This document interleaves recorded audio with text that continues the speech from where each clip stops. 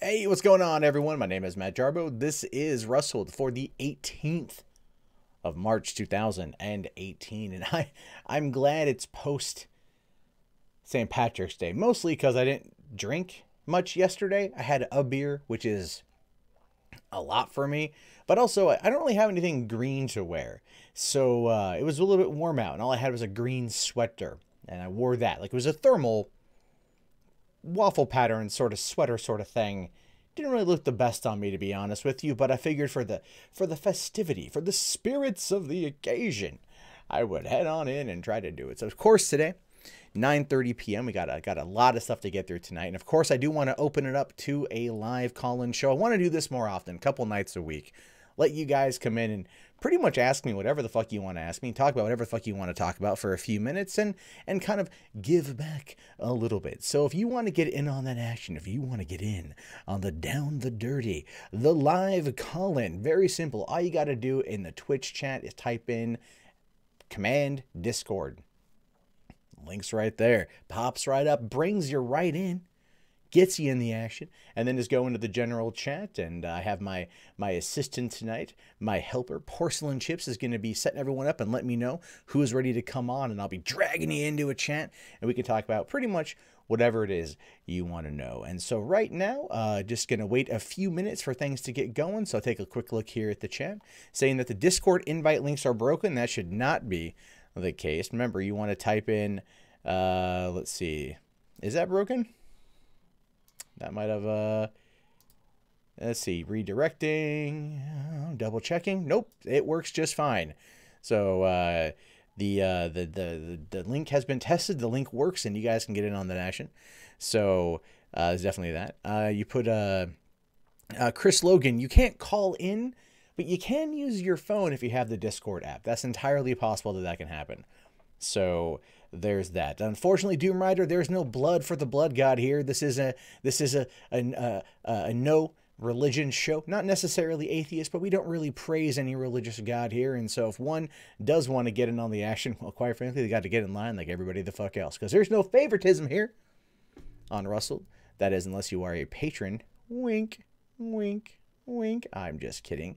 But no, seriously, I like to show for money is what I do.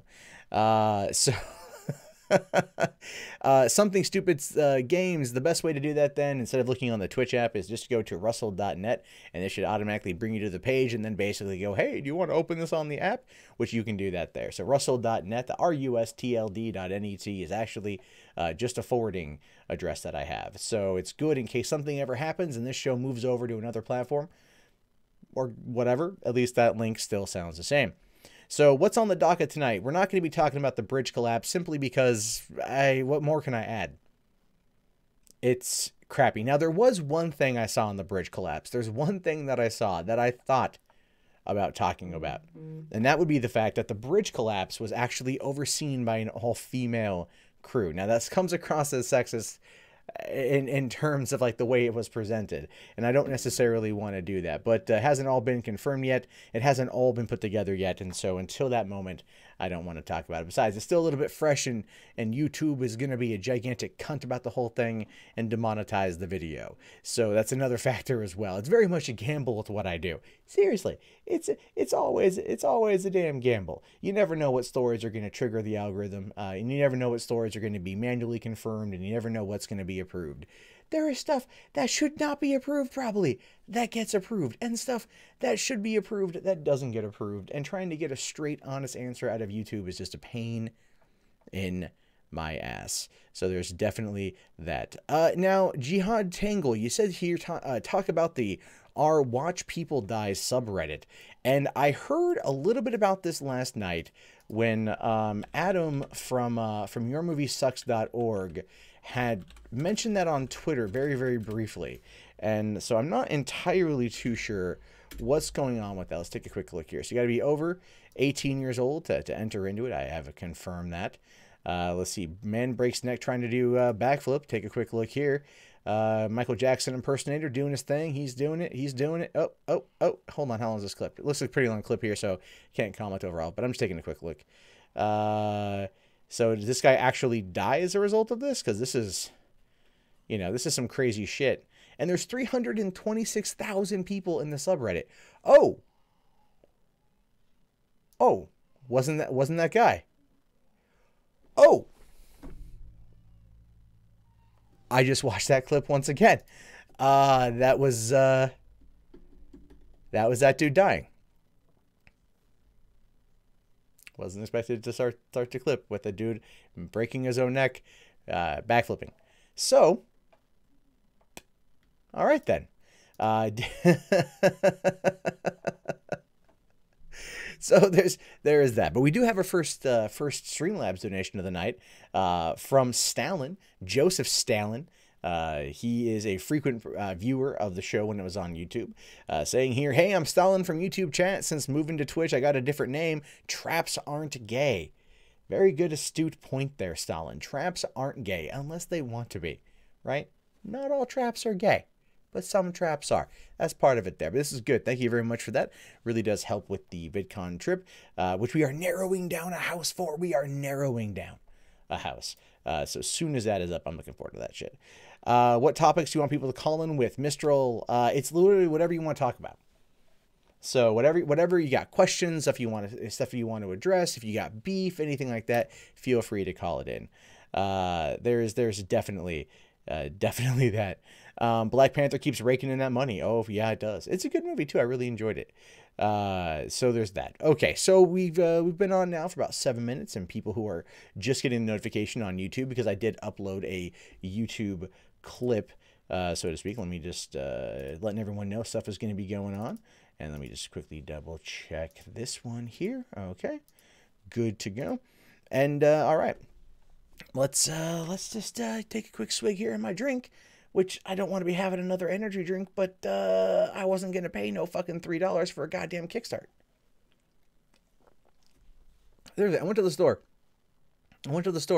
just to get a Mountain Dew Kickstart. So I got like 60 calories in. It's not that bad. Just for a little caffeine.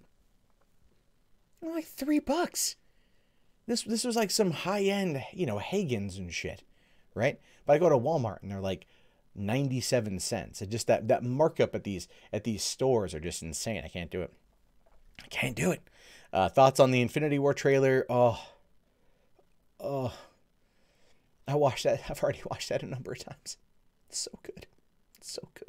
Can't wait to see it. I meant to do a video on it this week. I have been so fucking tired, man. By the end of Thursday night, when I'm done with all the videos, I'm done with the streams, I just don't have a desire to do much else. And I took the weekend off. I just wanted to enjoy. I wanted to relax a little bit. Went and saw Tomb Raider. I need to review that still. Spent time with my daughter. Played a little bit of video games. Hung out a little bit. So I'm feeling more relaxed, more refreshed. I finally got a solid 7 hours of sleep. It was wonderful. I don't get that much sleep these days. I don't get that much at all. So, all right, let's jump right. I'm not even going to try to do Keemstar because I don't care. But here we go. Now, if you've been following the show the last couple of weeks, you know I've been spending a lot of time talking about YouTube. Why? Because it is the platform of my choice. Yes, I know this is on Twitch, but this is the platform that I choose to spend the most of my time, and how I've built my career and my business around it. And I see here that it is reportedly introducing children to conspiracy theories too. Now, if you're unfamiliar about what's been going on, YouTube's been having a bit of a conspiracy video problem, and this does make sense considering the fact that their algorithm is designed to push these kind of videos. Hold on, let me make sure that that is the that is the right one there. I don't know what happened with that. Hold on, shit. There we go.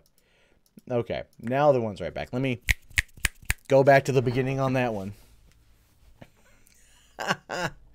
This happens if you don't live. I forgot about that one. I forgot about that. That didn't save over. Okay, so snaps or traps, guys. This happens when you do it live. Happens all the time. I fuck up all the time. So YouTube, of course, is my platform of choice. It's the platform that I have built my business around. And over the course of the past couple of weeks, YouTube has been having a bit of an identity crisis. And that identity crisis is one where they're trying to control the flow, the spread, the dissemination of fake news. And this is a problem because it's also coming to YouTube Kids as well. As this article on TechCrunch titled, YouTube is reportedly introducing your kids to conspiracy theories too. Now, it's a bit of a salacious headline. It's a bit of a bullshit headline, but in essence, they're not 100% wrong. What we've seen over the course of the past 6 months is YouTube trying to control the spread of these kind of stories. Not that it started with necessarily the Las Vegas shooting having a trending video suggesting that there was a second shooter, or the fact that after Parkland there was the crisis actor video that went viral. We've seen a lot of crazy stuff pick up a lot of steam on YouTube, and this is just kind of how the thing is. Conspiracy theory videos are a great way to dive in. I remember in summer of 2007 spending an inordinate amount of time looking up Planet Nibiru videos on YouTube and wondering if in 5 years, if we were going to die on December 21st, 2012, because it just seemed so far-fetched that it could possibly be real. You know what I mean? Of course it wasn't, but there was a brief part of my brain that was like, maybe. And which God do I pray to? But ultimately, no, we are totally fine. Now, it says here that in the recent appearance by YouTube CEO Susan Wojcicki at the South by Southwest Festival, she suggested that YouTube is countering conspiracy-related videos that have been spreading like wildfire on the platform, including videos telling viewers that a high school senior and Parkland, Florida survivor, David Hogg, is an actor. And this type of nonsense is still very, very, very prevalent on Twitter. Oh my God. Oh, it's so over Twitter. Like, it's every time David Hogg tweets, it's just like constant responses to that saying like, you're fake news, you're a freaking actor, all these things, because people believe it because they were told it by someone that they trust. And this is the biggest problem when it comes to fake news. Now, specifically, Wojcicki outlined YouTube's plans to add information cues, including links to Wikipedia pages that debunk garbage content for viewers if they choose to learn more. And then, of course, they didn't bother to tell Wikipedia about that plan, and Wikipedia's response was, money, please. Money, please. And they want money because that's how they live, right? Imagine, I guess the best comparison would be like the Honey Badgers and all their fundraisers. Wikipedia is kind of the same thing. And so what you've got is YouTube very much trying to control this information, and it's already off to a very rocky start. Now it gets even worse. So it says either way, the platform is going to have to do much better than that, suggests a new Business Insider report that says YouTube Kids has a huge problem with conspiracy videos. To wit, the 3-year-old, ostensibly kid-friendly version of YouTube is showing its young viewers videos that preach the nonsensical, including that the world is flat, that the moon landing was faked, and that the planet is ruled by reptile-human hybrids, according to Business Insider's first-hand findings. Now, what you have to understand about that, though, is YouTube Kids has not only had that problem, but it had the problem of videos that were very, very suggestive.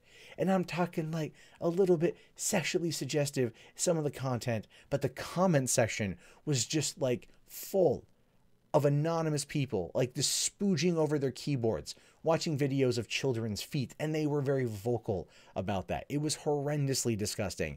And the thing is, that actually lost YouTube a lot of ad money, so they struck down on that pretty super quick, but they've also done a lot to sweep it under the rug.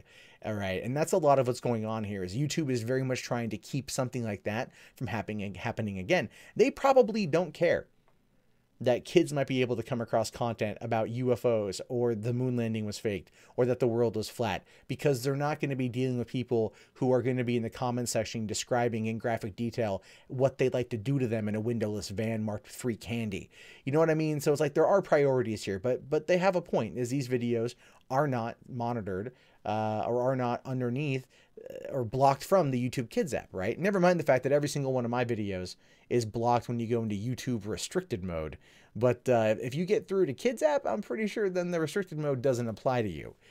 Now, in fact, when Business Insider searched UFO on YouTube Kids, one of the top videos to appear was a nearly 5-hour-long lecture by professional conspiracy theorist David Icke, who covers everything from the clip from reptile human bloodlines to the Freemasons, who he credits with building the Statue of Liberty, Las Vegas, Christianity, and Islam, among other things. The Freemasons also killed President John Kennedy, he tells his viewers. Now listen, I like alt fiction, or alt history fiction as much as anyone else, I think.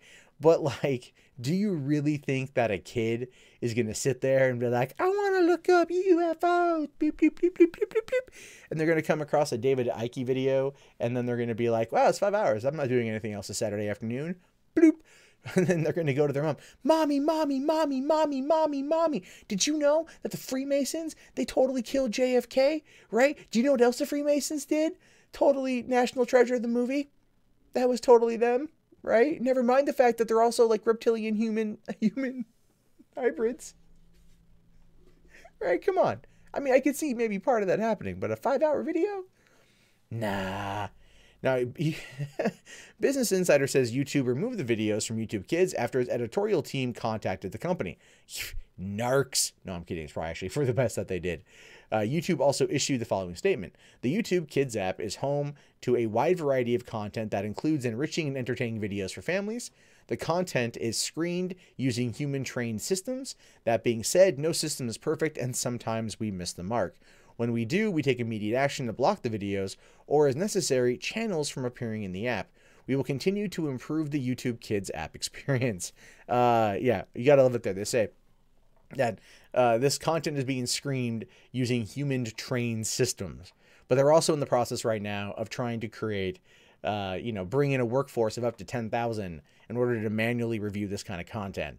And as a result of that, we've seen conservative channels get hit due to this new type of employee and, of course, the growing pains that come along with it. So I just wish they'd be more honest with us and just say, yeah, no, these things slipped through the cracks.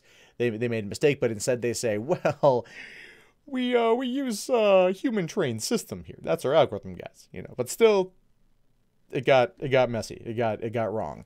Obviously, it's one of those situations where you're kind of laughing at them in the slightest. So it's worth further noting that parents are empowered with additional controls that allow them to block videos or channels they don't like, at least in most of the world. Parents in Europe, the Middle East, and Africa still are waiting on this feature. And they can turn the search on or off, depending on how much access they want to give their kids. Look, I'm just going to come out and say this. I would argue that potentially the Middle East and Europe is probably the best place where you're going to want to have that parental lock. Given the high quantity of ISIS-friendly content on YouTube, as well as a couple other things that you might find that are going to be friendly to maybe some more extremist and bigoted opinions, Warski Live, that you're going to want to probably make sure kids can't get access to this. And I only cite this because recently there was a hit piece article about a white nationalist YouTuber named JF Garipy. And in it, there's a whole thing with him and some 19-year-old Hispanic girl. And she learned about him from him being on The Drunken Peasant. So, yes, there are sometimes consequences to some of the things that happen. And you'd rather make sure these kind of things are kept away from kids. The mentally deficient 19-year-old was probably someone who could benefit from the YouTube Kids app and instead ended up, well, meeting JF. So, the horror. Anyway. The company says, too, that the video cited by Business Insider on average had little more than 100 total views. But that's not going to be good enough for many parents who want to be able to trust YouTube Kids wholeheartedly. Hunter Walk, a venture capitalist who previously led product at YouTube and has a young daughter, may have summed it up best in a tweet where he says, when you create and market apps to kids, the level of care and custodial responsibility you need to take is 100 times usual. Clean it up or shut it down. Or, and I'm just putting this out there, Hunter Walk with a young impressionable daughter, you as a parent could not just sit them down with an app and say, go to town, honey, have a good time, right? Don't you think that it'd be better if you created maybe a playlist of curated content that you've already gone through and vetted?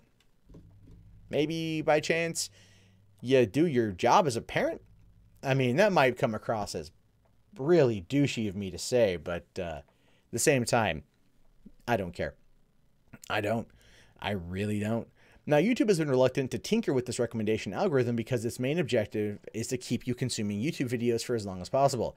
And everyone knows that a 5-hour pro-UFO, pro-reptile human hybrid video and all about the Freemasons is going to keep you locked and loaded for 5 hours. What am I talking about? I watched a 4-hour video about DSP's year in review for 2017. It was 4 hours. I watched the whole thing. I'm literally no one to talk on this one. We all have our faults. That one is mine. But I get it. Crazy. Wired noted this past week, crazy theories are apparently quite sticky. Wired also reported that despite a recent uproar about all the conspiracy content, theory content, YouTube still doesn't have clear rules about whether these videos violate its community guidelines, which cover bullying, hate speech, graphic violence, and sexually explicit content, which is so hard to do because a lot of the stuff is people just talking about it. They're just talking about it, right? Like someone is going to go on Facebook and they're going to see a meme where it's like, it wasn't reptiles, it was aliens. And then they might go to YouTube and go like, well, aliens or reptiles. And then it's like someone giving their opinion about whether or not the debate of it's aliens or reptiles that are complete overlords.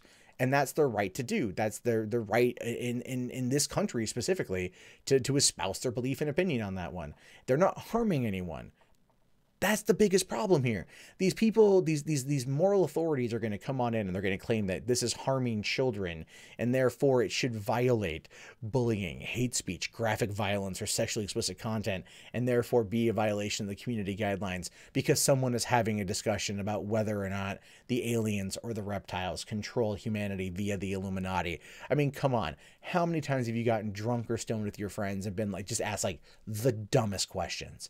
Like, who'd win in a fight? The Borg or the Death Star? Right? Like, who'd win in a fight?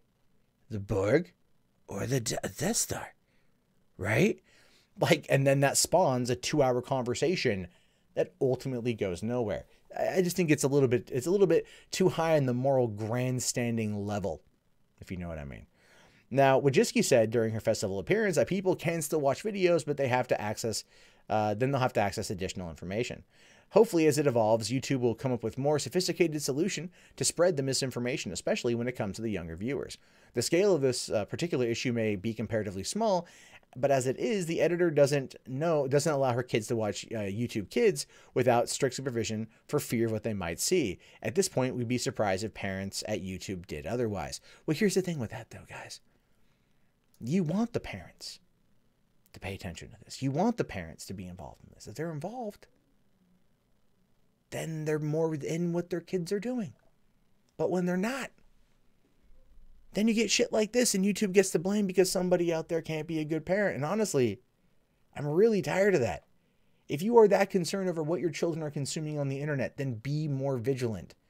Don't put it on a tech company to monitor your kids. If you do that and still bitch about like, well, the video games and the tablets and the TVs, they're raising the kids, then you're a complete freaking hypocrite. No, seriously, it's just complete hypocrite.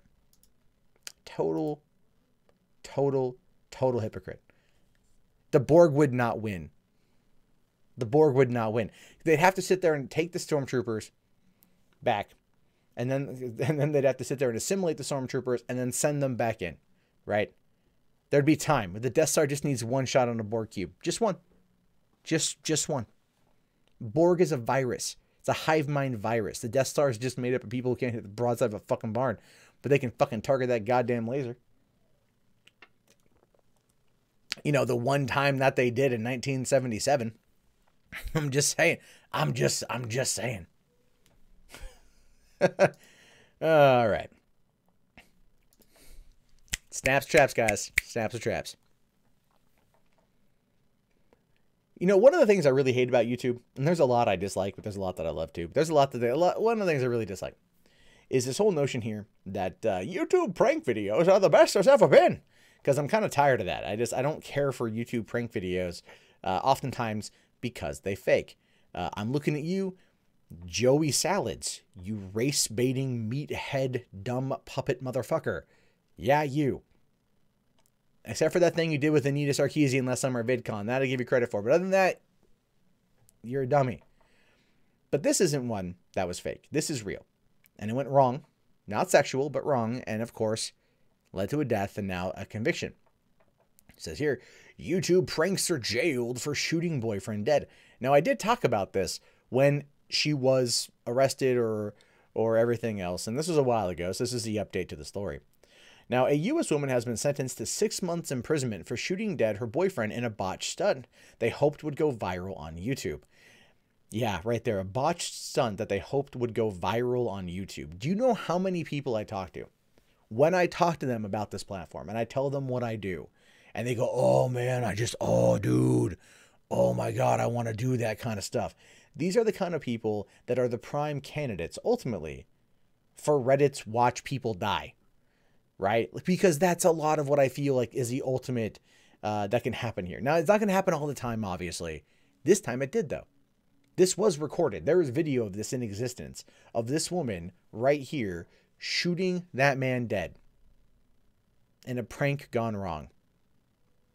It's tragic. It is. It's ultimately tragic. But it's completely 100% avoidable. People weren't doing everything for clicks and for views. Now, I understand the need. Oh, I understand the need. But there's always got to be a better way. Now, Mona Lisa Perez, now 20, was asked by Pedro Ruiz, 22, to fire a gun from a foot away, believing a thick book he held in front of his chest would shield him. Yeah, not like, 20 feet back and do it. But no, baby, no, it's cool, baby. Just, I got this thick book. It's a Webster's dictionary. No way a bullet gonna penetrate the dictionary. It's full of words. It's full of knowledge. I'll be fine. Yeah, no. The bullet pierced the 1.5-inch thick book, wounding Ruiz last June. 1.5 inches. You should have gone for Encyclopedia Dramatica or a hardback copy of Stephen King's It. Christ, dude, that thing would have been like 4 inches. You probably would have been fine, just bruised. Now, Perez, a mother of 2, later pleaded guilty to second-degree manslaughter. Minnesota Judge Jeffrey Remick set out the terms agreed under the plea bargaining on Wednesday. Perez will serve a 180-day jail term.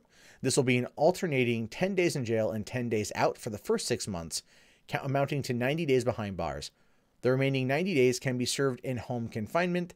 The jail time can be served in South Dakota, where she lives. Now, if you're sitting there going like, wait, that doesn't make any sense. Why is it that she's getting 10 days in, 10 days out, 10 days in, 10 days out for 6 months? Well, here's the reason.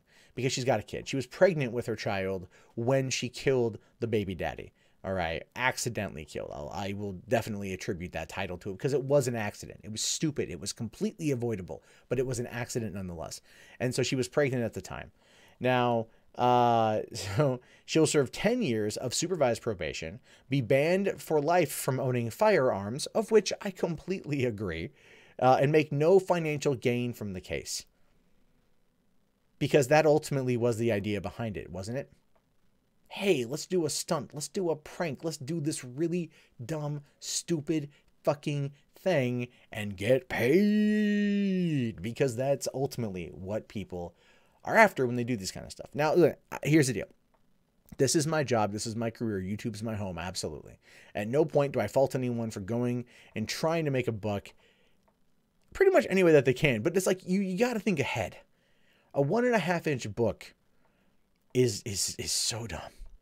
Now, the sentencing is below state guidelines, but Norman County Attorney James Bruce said, "The reality is that this foolish stunt was dreamed up, planned, and executed by Pedro Ruiz, and the defendant wrongfully and tragically relied on his assurances that the stunt was safe," which is true. He was the one who did come up with it, and he is the one who put her up with it, saying like, "No, baby, baby, baby, baby, baby, baby, baby, baby, baby, baby, baby, it's okay, baby. I'll be fine. I got this magazine, this Highlights magazine. It will protect me." Of course, it's not highlight, but you guys get the point here. Feels like it's, inch and a half thick. That's like nothing. I mean, that's like 3 of these, These gonna stop a bullet? No. Now, okay, so what did the couple want to achieve? Perez and Ruiz have been documenting their everyday lives in Rustl'd, Minnesota by posting videos of their pranks to a YouTube channel in a quest for internet fame. And that is ultimately, again, that is what people want on this thing. They want internet fame. They want to be famous. I was literally just recognized at the store I was buying drinks at beforehand.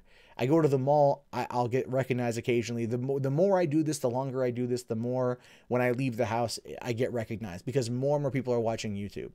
All right, I understand everything that they're going through and everything they wanted to achieve. It's just, it's tragic to watch it be so, well, tragic. Anyway, they filmed some minor pranks, which seemed relatively harmless. And there was a little indication of how far they were prepared to go in order to become online celebrities until the fatal stunt of June 26, 2017. On that day, Perez fired a powerful Desert Eagle handgun at close range as Ruiz held an encyclopedia in front of his chest. Oh, it really was an encyclopedia. Wow, I was really kind of making that a joke. Now I kind of feel like a dick. Because I was like, pull out an Encyclopedia Britannica. Did he pull out the I's? You gotta pull out the S's, man. Anyway, so he experimented previously and thought that it was thick enough and would protect him. But the couple's 3-year-old child and nearly 30 onlookers watched as she fired the fatal bullet. Yeah. How bad has that got to be? She's sitting there like, okay, let's do this. And she was a foot away from this guy. A foot away, thinking that it was going to work. A 50 caliber? Like, do something like a 22 or something. I mean, like, it could have still gone through, but it's not a 50 caliber. Right? Or it's not I don't know what Desert Eagles use. I play games, so for me, Desert Eagle is always 50 caliber, but it might not be that, so don't quote me on that one. So anyway, Perez called 911 this report that she accidentally shot her boyfriend. He was pronounced dead at the scene, and she was pregnant with their second child at the time of the shooting. And that's where we find ourselves in this story. She sat there, and she accidentally killed her boyfriend, the mother of her children, and I'm going to go as far as to say probably the love of her life, in a quest for online fame. And I don't want to mock her for that. I'm not trying to mock her for that or mock him for that. These things, this is an accident, a preventable, tragic accident. That's mostly what I'm trying to say here, And it's like I had a conversation with my girlfriend the other day about whether or not, like, when our daughter gets to that age, she wants to jump in, kind of fall in line with, follow her daddy's footsteps, so to speak. Would we allow it? Would that be a thing? And I ultimately wouldn't have much of a problem with it under strict supervision. But I know people who like to pull pranks in real life, and they might do something as stupid as this as a way to very much keep in line with everything, and or to try to push it because they see that these kind of extremes are what are needed. When Jake Paul's burning stuff in his pool, and gets 10 million views, they're like, how do we up that? Got it. You shoot me in the chest, I'm holding this book, we'll be fine. What I hope above all else is that this particular tragedy and terrible experience showcases that these kind of videos are not worth it. And that if you just want to prank people, just do what Ock TV does. Just go be racist as hell. You might live longer. Seriously. It's just ridiculous. I feel bad. I do. I feel bad for this woman. It's horrible, man. It's absolutely fucking horrible. All right, two videos down. Oh, we got ourselves another Streamlabs here. Let me take a quick look at that. This one looks like it was at least a $10 one. Somebody out there likes me. Ak Warlock, or AK Warlock, $10. Ooh, thank you, sir. Says, been a fan for a bit, but I like the fact you are on Twitch now. Thanks for being your nerdy self. Well, sir, as if my Captain America shirt, my Thor Ragnarok Blu-ray. What else I got? Hold on, I got this.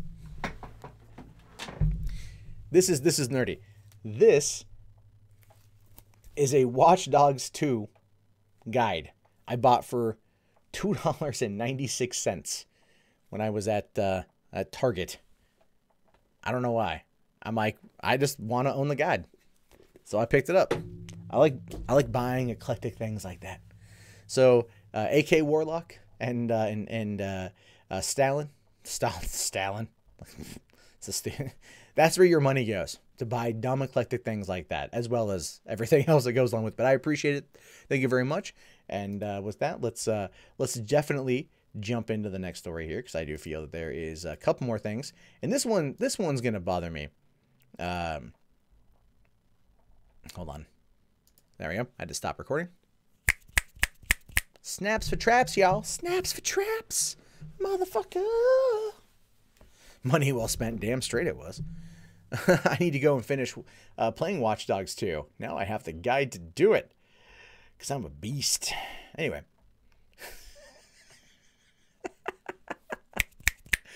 Remember, guys, if you want to jump in on the call-in show, go to Command Discord, and you can get the link to jump in and go into the general chat. And just want to remind everyone of that one. Also, mods, if you guys want to be pushed out a bit more, that's good too. And don't forget the Streamlabs link. Daddy gotta get paid. It's Sunday, motherfucker. Anyway. Snaps or traps?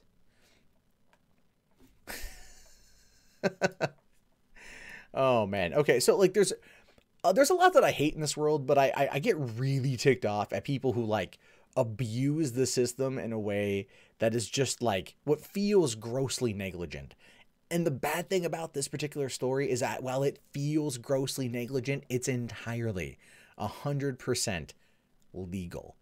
Like, what kind of crazy ass shit is that? Where you've got this Alabama sheriff legally used $750,000 in inmate food funds to buy a beach house. This is some real Chris Christie level shit here, by the way. All right. Now, it says here that in Gadsden, Alabama, an Alabama sheriff legally used more than $750,000 of funds meant to feed inmates to purchase a beach house. Etowah County Sheriff Todd Entrekin told the Birmingham News that he follows a state law passed before World War II that allows sheriffs to keep excess inmate feeding funds for themselves. You know, there is the thing to be said about going back and looking at some of the other laws and maybe going, it's time that we maybe possibly got rid of some of those laws. Because, say what now? $750,000 to buy yourself a house. Like, it's excess feed fund. It's excess feed money. But just, like, I don't know, put that money in rehabilitation for the inmates so when they get out, they don't quite feel like, you know, they're nothing. The rehabilitation of the system works, right? But no. Gotta have a beach house. Seriously.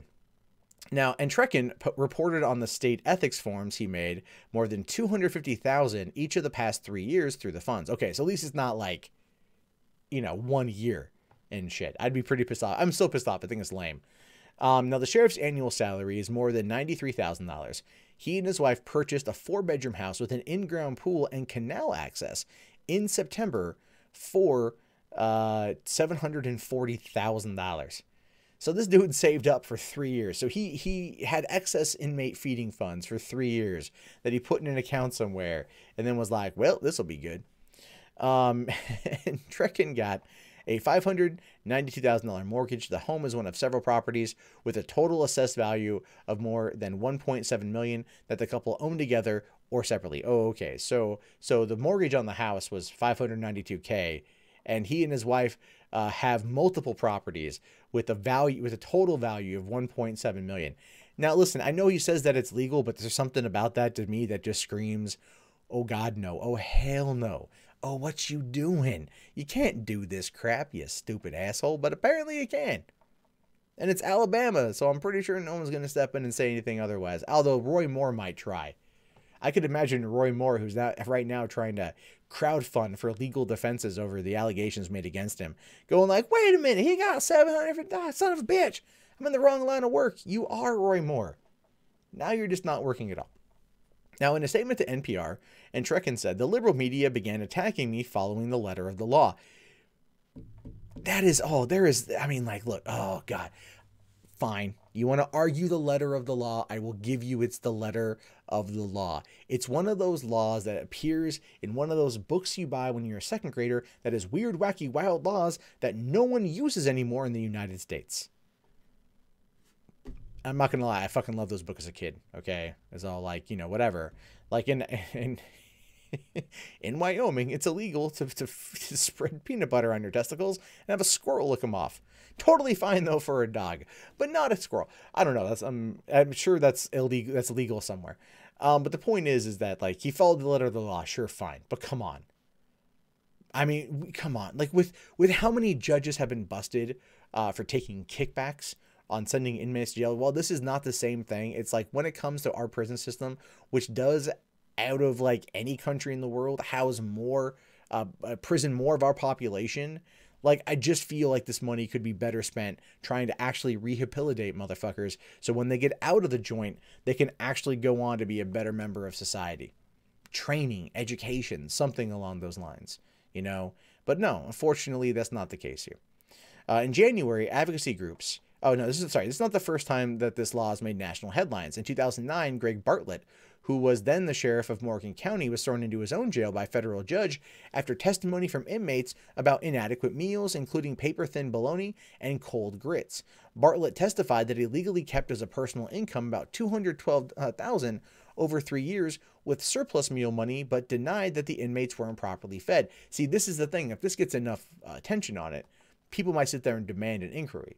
And if an inquiry and an investigation is made into this particular sheriff and this kind of stuff, then he might be tossed into a jail because of that as well. So, like, if I were the sheriff right now, I would sit there and I would divorce my wife, but first give me and let her get everything, and then you know, fair your chances against the justice system if they try to sue your ass for money you don't have because it's all gone to your ex-wife. Now, in January, advocacy groups for access to public records to find out how much jail food money is given to the sheriffs and pocketed. In the lawsuit, the Southern Center for Human Rights and the Alabama Appleseed Center for Law and Justice said 49 sheriffs have not compiled with the request. And that is actually pretty scary to me. It is. I do find that to be a little bit on the crazy side. When you've got over 40 sheriffs that are coming out and going like, well, we found a way to get money. It does feel like they are, in fact, dicking over the system. That is taxpayer money. Taxpayer money that should be going to feeding inmates. That does go to feeding inmates. All right, so you know they're going to be doing like the bare minimum and whatnot. And some people out there would argue that, well, they're inmates. They're convicts. They've clearly done something horrible. They need to be treated like this. This is the only way that they'll learn. And they have a point. I'll give them that. You don't go to prison usually unless you've done something bad, and so there have to be a rehabilitation period of it, but we don't focus on that anymore. Or if we ever did focus on it, I have no idea, but we don't focus on it. What we focus on is just locking them away, throwing away the key, and that's about it.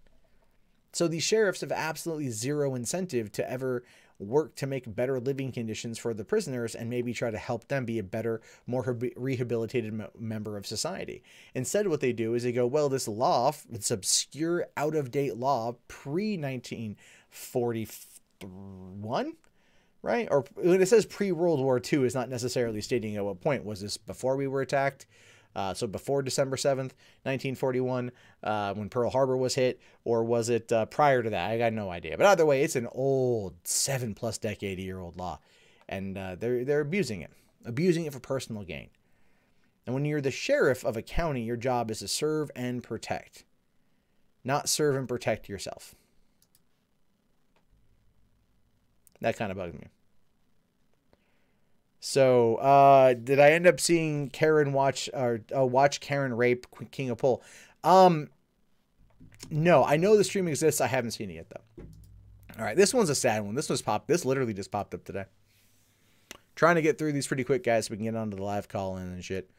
Let's see. Okay. Wow, there's a lot of people that want to jump in. Holy crap. All right. So I'm going to get through this as fast as I can. So there's a lot of people in the Discord right now. I just took a quick look. We're looking at least... the dump Twitch, Matt, can we have sex? I won't pull the condom off. Well, I appreciate that. I do appreciate that. But let's face it. Come on. I would be the top. So you don't really need to have a condom for a reach around. I'm a generous lover. But... And we got 107 people watching right now, which is fan-fucking-tastic. I really appreciate that, guys. So awesome stuff here. Let's do this last story, and we'll go through. Well, I got two more. I might do the second one. This one's gonna be pretty quick, so we'll do that. All right. You know, I have a t-shirt that shows a multitude of gaming controllers, PlayStation, Xbox, Wii, and the mouse. And it says, contrary to popular belief, I am not a killer. And that's a shirt I like to wear. I got to find it one day I'm wearing on stream. But ultimately, I very much stand by the basis there. Just because I play violent video games doesn't make me a violent person. In fact, last week I did a video talking about a study that basically showcased that prolonged playing of Grand Theft Auto 5 does not make you a violent person. But then you come across a story like this, which really does argue the question, was it game-related violence or was it just negligence by the family? Where a boy shoots his sister in a video game controller dispute. Now, at no point is this anything other than utterly fucking tragic, and it should not have happened. And I hate these kind of stories, because when you have gun violence amongst children, from kids knowing where their guns are and then being able to get their hands on them and use them, it is a very frightening thing. And it does very much raise the question of, should gun safes be a legal requirement to own a firearm? Things along those lines.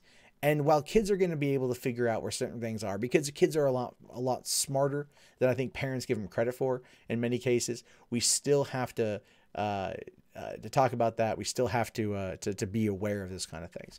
Now, it says here, authorities say in Mississippi say a 9-year-old boy has shot his 13-year-old sister in the head and wounded her after an argument over a video game controller. Well, at least she's not dead. That's the best part about it. It really is. Monroe County Sheriff Cecil Cantrell told local news outlets that the girl wouldn't give up the video game controller when her brother wanted it on Saturday. He says the boy shot the girl in the back of the head and the bullet entered her brain. Now, while she's alive, she's definitely not going to be happy, but think about that. They're playing a game. We don't know which game. The story's still probably developing, and I'm sure more details will come out soon enough, but they're playing a game. And you know how it is, right? I grew up with siblings. I'm like, years older than my younger siblings. So for me, I would be playing on my console that I bought with my own goddamn money. My mom was like, let your brother play. And I'm all like, no, he cannot touch GoldenEye. And then she lets him play it, and he goes and he erases my save file with all of my cheat codes unlocked. But the point is, I shouldn't wanted to. But what you got here is a situation where kids are fighting over something, as kids are prone to do. And then the kid went and got a gun, came back up behind her and pulled the trigger because he was angry. He was angry over a controller dispute, and he knew where the gun was, and the gun was loaded.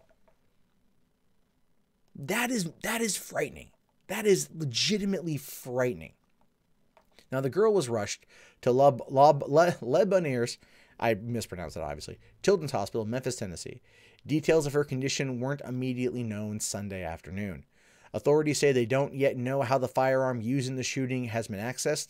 The sheriff added that the circumstances of the shooting are still being investigated. Yeah, okay.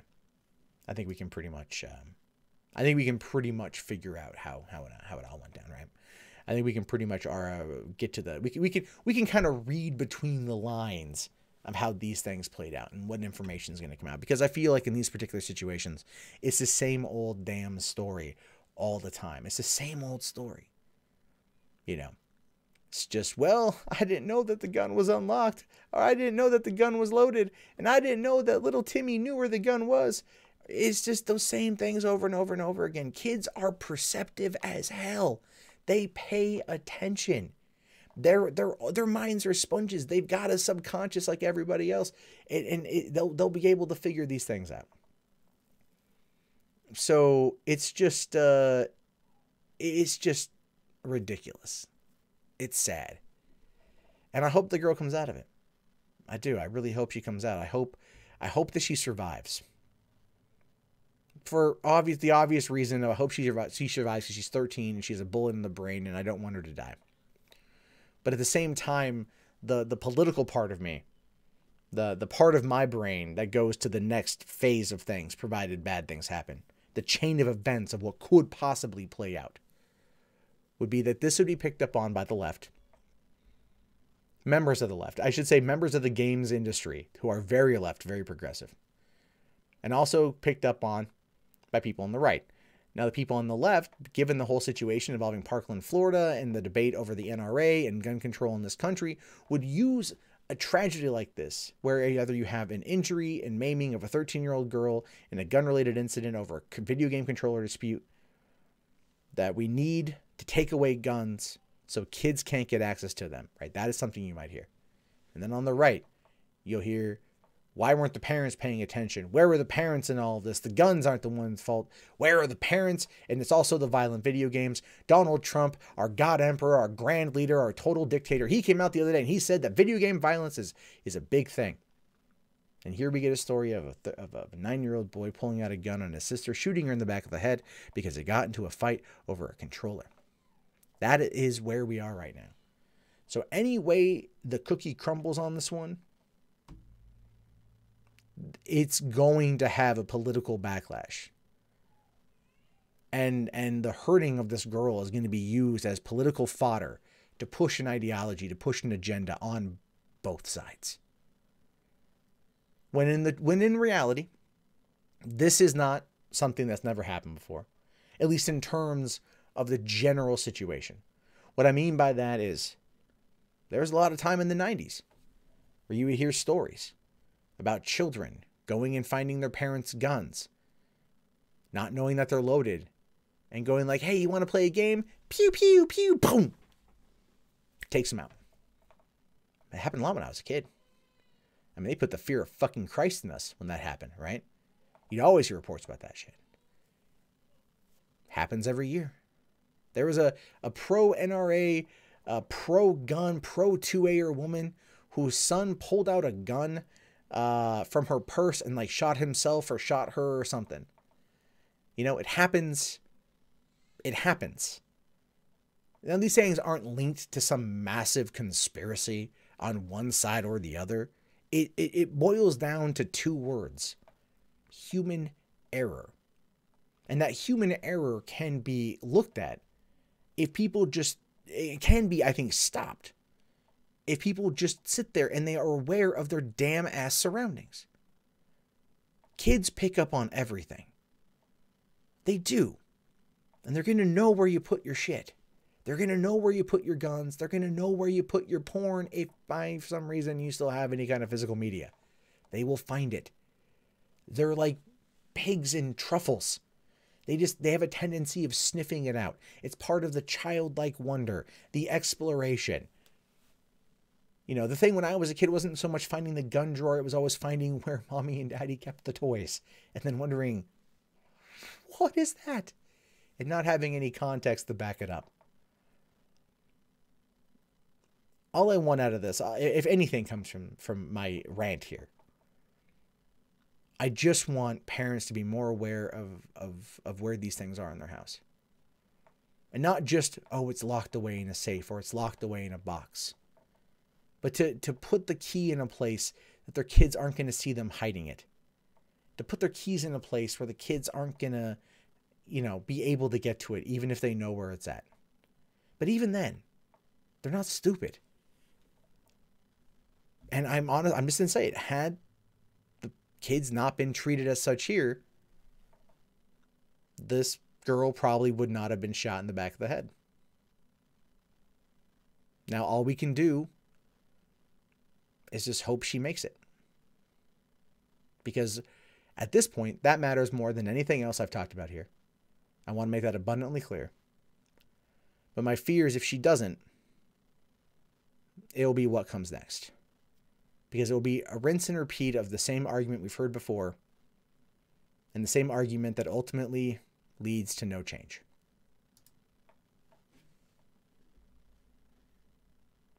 So there's that. Okay, so let me take a quick look here.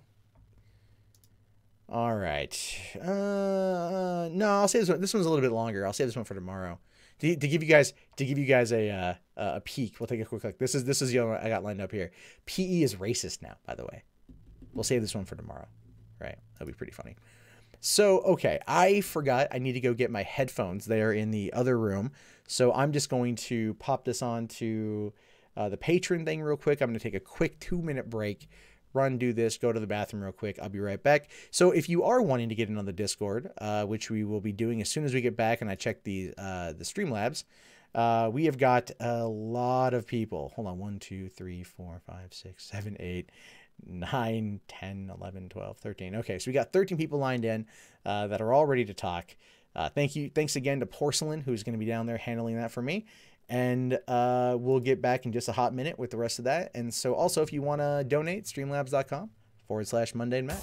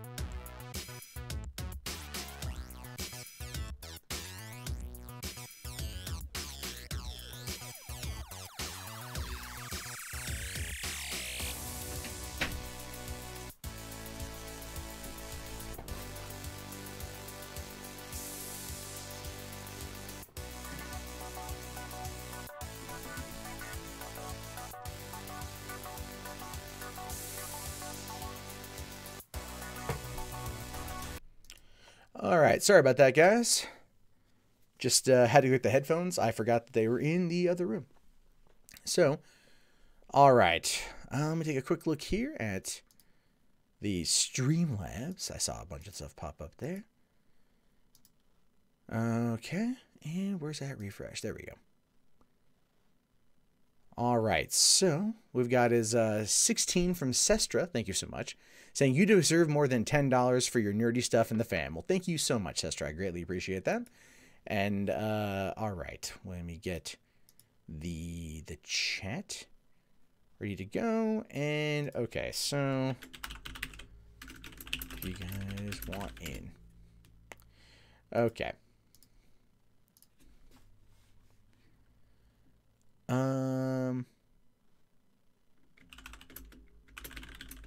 Hold on.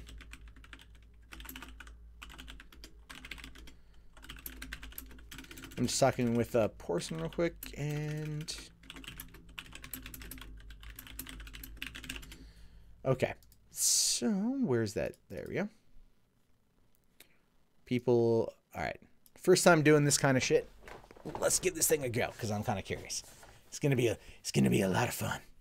It's gonna be a lot of fun. All right, let me just make sure that the desktop audio is good. We are good. Okay. I don't do a lot of these kind of call-ins, so we'll see how this goes. Do I know do it? I know do it. Do you know do it? I know do it. Let's see. Did I cover the TO Mall shooting?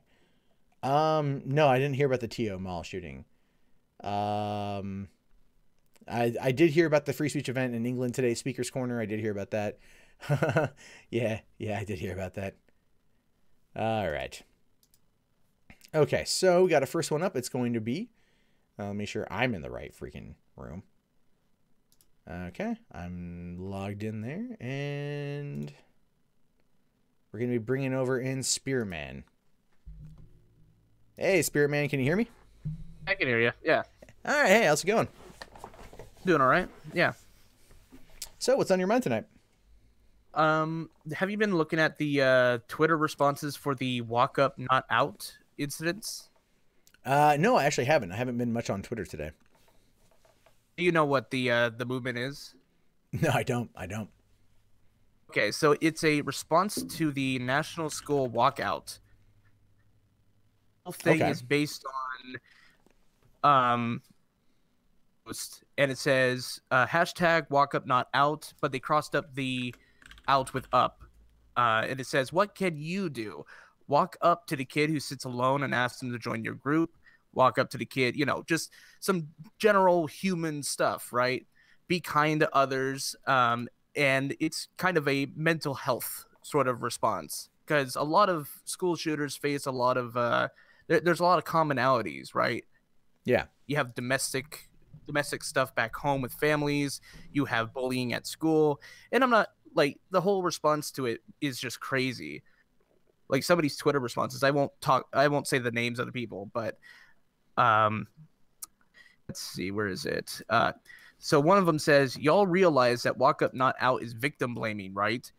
Basically, grown ass adults are saying maybe if you've been nicer to everyone, your classmates wouldn't be dead. Sure, an anti-bullying campaign is almost always needed, but it shouldn't replace a convo about safety. I mean, They're saying, no, yeah, yeah, I get what they're saying. It's an interesting. It's just, is it like, is everything have to be so fucking political these days? I I don't mean, I see understand. why, like, I don't see why being a generally nice person to someone that feels left out of something, because I've been bullied in school. I think most people who are on YouTube have been bullied. That's why they're on YouTube. It's to talk about what they want to talk about. Yeah, Um, and I was always a guy that was a wallflower. And I never had any self confidence in myself. But it wasn't until people actually approached me and said, "Hey, you want to sit at our table? You want to do all this stuff with us?" It's like, sure. And it led me to have some better self confidence. And it just seems like some of these people that wanted to respond to this whole movement kind of missed the point of what it's trying to do. I understand why people wanted to walk out. They wanted to protest the various different mass shootings that have been happening at schools. I perfectly understand that. Uh, and I think it's perfectly all right if people like stayed in, wanted the free time to work on their stuff. yeah. And they also wanted to be brave for other people that didn't want to speak their mind on that. Uh, but it just seems like some of these responses are just so narcissistic Well, and it's the problem with social nihilistic. media. It's the problem with social media. What you've got is you've got people out there that are kind of like, they're going to take whatever they can. They're going to take any little thing that they can, and they're going to try to turn it to their own side. I mean, we see this kind of partisanship, I think, in a lot of different ways, right? But when it comes to dealing with mental health in this country, it's still very much taboo. And so Yeah. if people are trying to look at it, if they're trying to say, like, one side saying, why not go talk to someone who's a loner? Like, why not just go over and say hi or something? And which is actually a really good idea. And that's one that I support. I do. I really support that. And Because when some I of was, these, yeah. oh no, when And I, some of, no, go ahead. Go ahead. because like some of these people were seem to be of the assumption that they wanted like people part of this walk up movement students to talk to people. It's like, no, you should encourage people to talk with other people. Like the whole point of it is supposed to be we need to build up a culture of understanding, being there for people, like common things that everyone can agree with. It just seems to these people that are against it, it's like, oh well, screw human decency. We want to have the government take over the whole protecting the students instead of having it be a school issue, interpersonal issue, and a family issue. Yeah, there's no perfect way to go about it at all. I would argue that probably kindness would work a lot better than anything else. But what you have is you've got people who don't like being told what to do, and people who don't like being told how to think, and that's where a lot of the pushback comes from. Um, like you look at the people that were walking out, and the kids who got suspended for walking out. And then you got kids who got suspended for not walking out. And then you got teachers suspended for telling kids to walk out. And you got teachers suspended for not engaging. I don't know. I something along those lines. I saw a few things that happened with teachers being in trouble for like either criticizing it or engaging in it, one of the two. People are I don't think they're always thinking the most rationally and clearly in these, you know, in these situations. And Twitter is never the place to have this kind of dialogue. never. Not Twitter. Twitter should never be a place where you discuss a lot of politics. It's just, it's not good. Especially since you can't even fit it all in like 280 characters. You can't do it. And so what you get is you get the snarky people that are out there that are just like, I want to try to be snarky. I want to try to do this. And then you're just like, well, like, no, you're kind of being a cunt. And they're like, yeah, I don't care. You know, and you're like, all right, well, that's all you, man. You know, and I do think though that walking up to someone, it might be, you know, a good way to go about it. When I first moved to California during my senior year in high school, like, I don't know anybody. I moved in halfway through my senior year. You know how hard it is to make friends halfway through your fucking senior year? But I did, because people saw me sitting there by myself at lunch and came over and invited me to their group. And some of these people I still talk to today. One of the girls who invited me over originally, I'm her son's godfather, right? And that was 18 years ago that she came over to me and I was sitting there and talked to me. Now, not that I was going to like pull out a gun and do anything, but it's just a random act of kindness can change someone's entire life. You know, it's here's a way to go about it. People out there who like pop culture and shit, go watch Billy Madison. Go back and watch Billy Madison. He calls up Steve Buscemi, whose character's name I forget. And he's like, hey man, listen, I bullied you a lot in high school. I just want to say I'm sorry. Right? And he goes over and he takes out lipstick and he crosses off Billy Madison's name from a shooter list and ends up saving his life at the end of it. If it were me, I'd show Pay It Forward. Well, if you want to get all sappy about it, yeah, fine. Hey, I'm talking relevant pop culture comedy when Adam Sandler was still good comedy. You can't bring up a Kevin Spacey movie right now, by the way, okay? Because that's sexual harassment. You've just sexually harassed me. God dang it. You've just sexually harassed me, Spirit Man. That's what you've done. So for that, man. I'm a boot you and bring in someone else. But I appreciate you coming on in, and we'll definitely talk again soon. Right. I do appreciate that, and so all right. So I got the next one. We'll get ready here. But thanks a lot for coming in, dude. I'll definitely talk to you later on. All right, let me bring in the next person here, and what we got. Hold on, I'm trying to like make this all work. There's too many freaking rooms in the thing. All right, hold on. Okay? Icer. I'm bringing in Icer. So there we go. Hey, what's up, man? Can you hear me? Yes. How's it going? What you want to talk about? What's on your mind? Okay, so I am a high school student from California, and I sat in class during the national walkout on Wednesday. Nice. I don't know if I would have done it personally, but I'm totally okay with it. You did. Is there a reason why you did it? Like, what was your compelling reason? Yes, there is a reason I did it, and the main reason is because I don't believe gun control is the answer. I get that. How would you go about solving the problem then? I would arm the teachers and put more security in our school. Now, do you think that arming the teachers is a better idea, or just having more bodies on campus? We could use both, but I think arming teachers would be more effective. Now, okay, well, I'm curious about that. So what about arming teachers do you think would be more effective? It will allow them to stop the shooter at the site. But wouldn't also just having a more like robust presence and security on campus do the exact same thing? Yeah, but it also takes time for the security to arrive to the classroom, and by that time the mass shooter has gone move somewhere. Maybe. Okay, so I get what you're saying. I do get what you're saying there, and I see your purpose. But what would you? Okay, like how would you go about arming the teachers? Like, would they carry their firearm on them? Would they have it locked away in a drawer somewhere that only they could get access to? I mean, how would you have that? And do you think that there might be a fear of students overpowering a teacher and taking the firearm? Well, I think the best solution would be to have it a way to where it could easily be grabbed in case of an emergency. A lot of times locks take a lot of time to unlock, and it wouldn't necessarily work in an emergency situation.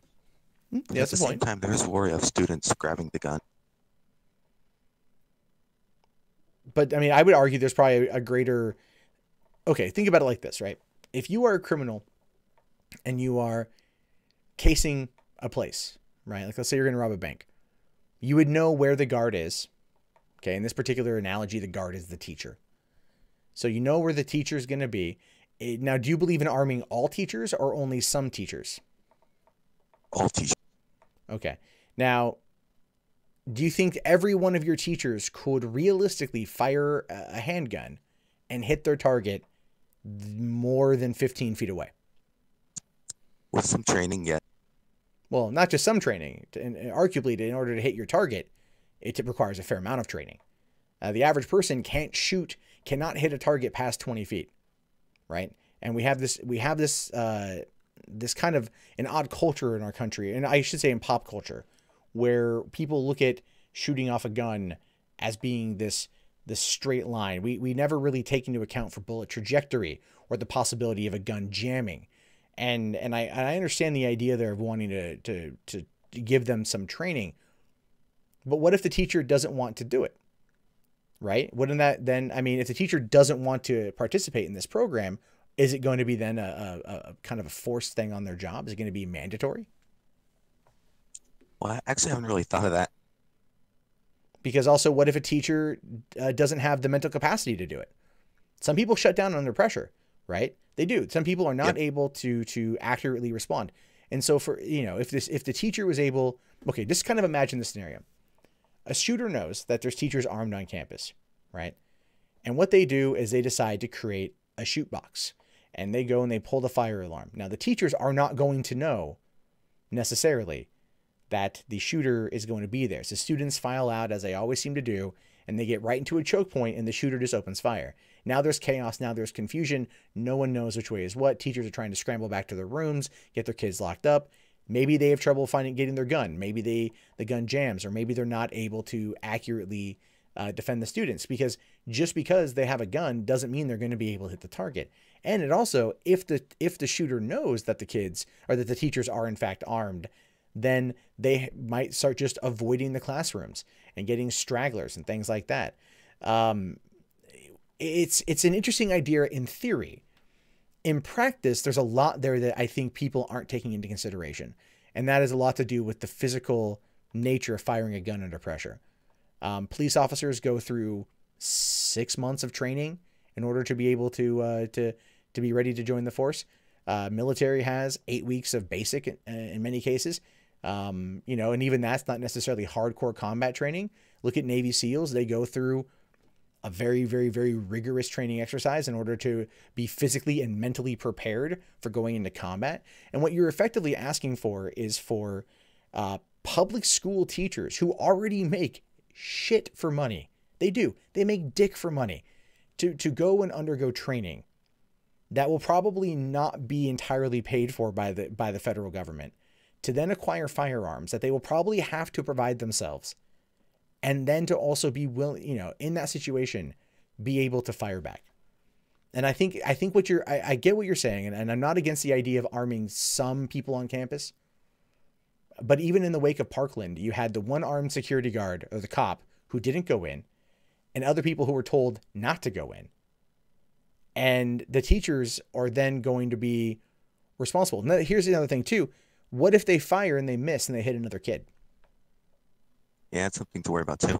That is. I mean, there's consequences to everything, right? There's always going to be consequences to this.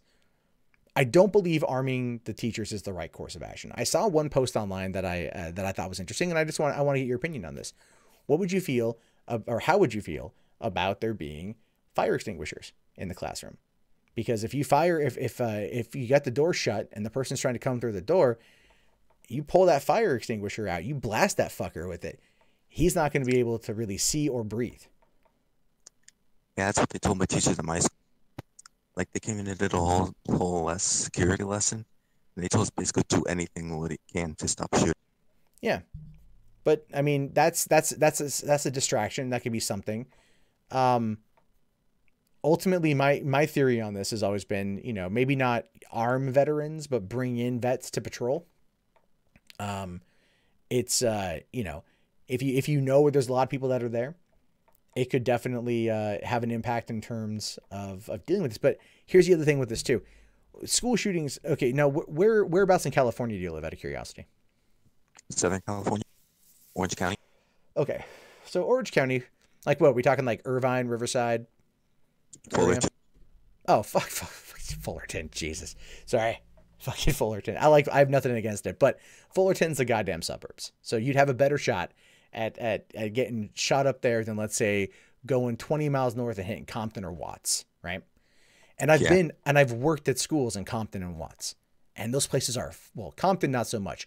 Fucking Watts is a fortress, man. It's a fortress. Everything is barbed wire fence, or not maybe not barbed wire, but it's fences everywhere, security checkpoints, armed security guards. It was one of the weirdest experiences of my life, having to be like fully patted down to go onto a high school campus to teach teachers how to set up MacBooks. Yeah, I've heard about that. That's crazy. It's crazy shit, and that's a reality those people live with all the time. And you don't hear a lot about the violence taking place in schools there, because it's an entirely different scenario when it comes to the breakdown of violence. Now, where you're at is more suburbia. Suburbia is the target here. So putting up fences is probably not going to be a thing, because it kind of destroys the idea of suburbia, the safeness of suburbia. But having more people on campus walking around patrolling is also going to allow for more eyes and ears on the ground. Students, as I'm sure you're aware, kids definitely are very perceptive, right? How many people have you heard about since Parkland that have been that have turned in other students for potential threats? There's been a few of them. Yeah, my school had one a few months ago. Exactly. Even last. Now, was it a student that turned in the potential shooter? One of them wasn't a thread over Instagram. Another one, they heard him talking at a football. Exactly. People pay attention, and then people like to talk. So you'd have a better luck, I think, at stopping these things from happening, where you would have more people on that would develop a trust with the students, a relationship with the students, and then those students would then be willing to go and talk to them, through confidentiality and all that shit. I think you'd have a better opportunity to try to stop these things with that particular idea in place. At the same time, you're never going to be able to fully prevent everything from happening. I mean, look at Columbine. You're in high school now. I was in high school when Columbine happened. They brought in propane bombs. They never went off, but they brought in bombs and pipe bombs as a way to really devastate that school. And where there's a will, there's a way. So, I mean, at this point now, remaining vigilant and demanding that law enforcement follow up with these threats when they are reported, as wasn't the case with Parkland, we'd have a better shot at shutting this shit down, rather than putting more people potentially in harm's way by arming teachers. Yeah, I think we should enforce the laws we have. I agree. I definitely agree. So it's just, I mean, look, the thing is, there's no right or wrong answer here. And I hope you don't think I'm trying to like berate you or anything. It's a nuanced discussion. It's a very interesting discussion. And I feel that ultimately we'll never have a solution, but we might have an answer that would be better off than just keeping things the way that they are. Because obviously that's not working. Yeah. So, all right, man. Well, I'm gonna move you down and grab in the next guy. But I do appreciate you coming in, and we'll definitely have to talk again. Thanks. Thanks a lot, man. Have yourself a good night. Okay, bringing over. Who am I bringing over here? I gotta look at who told me. Okay. Let's see. Okay. Hey. Okay. Oh. All right. All right. Purple Haze is coming up. Let me grab Purple Haze here. All right. I like that I can just move someone right over. Hey, what's going on, Purple Haze? How are you, buddy? Yeah. So, what's on your mind? What you want to talk about? Well, the general thought I had was, I wanted to run this by you, was the fact that the UK and Russia are currently at their necks because the UK is blaming Russia for the whole what was it? The Novichok? Novichok, yeah. the Novichok poisoning. But usually when you deport diplomats, that is the last step to a war. And we didn't even do that in the Cold War. And I wanted to see what your thought was on that. Well, we're in an age past the Cold War, right? I mean, it might be coming back. I've heard talks about a second Cold War, or it never really ended. You know, no, it ended. It ended, and No, Putin, it did. Putin, as far as I can tell, and I'm no fucking expert on this one, but I just based on what I can tell, Putin wants there to be relevancy in terms of well, he wants Russia to be relevant.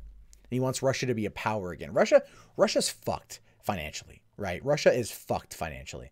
The oligarchs and Putin himself have siphoned off billions of dollars, which is one of the reasons why this ExxonMobil deal was a big thing.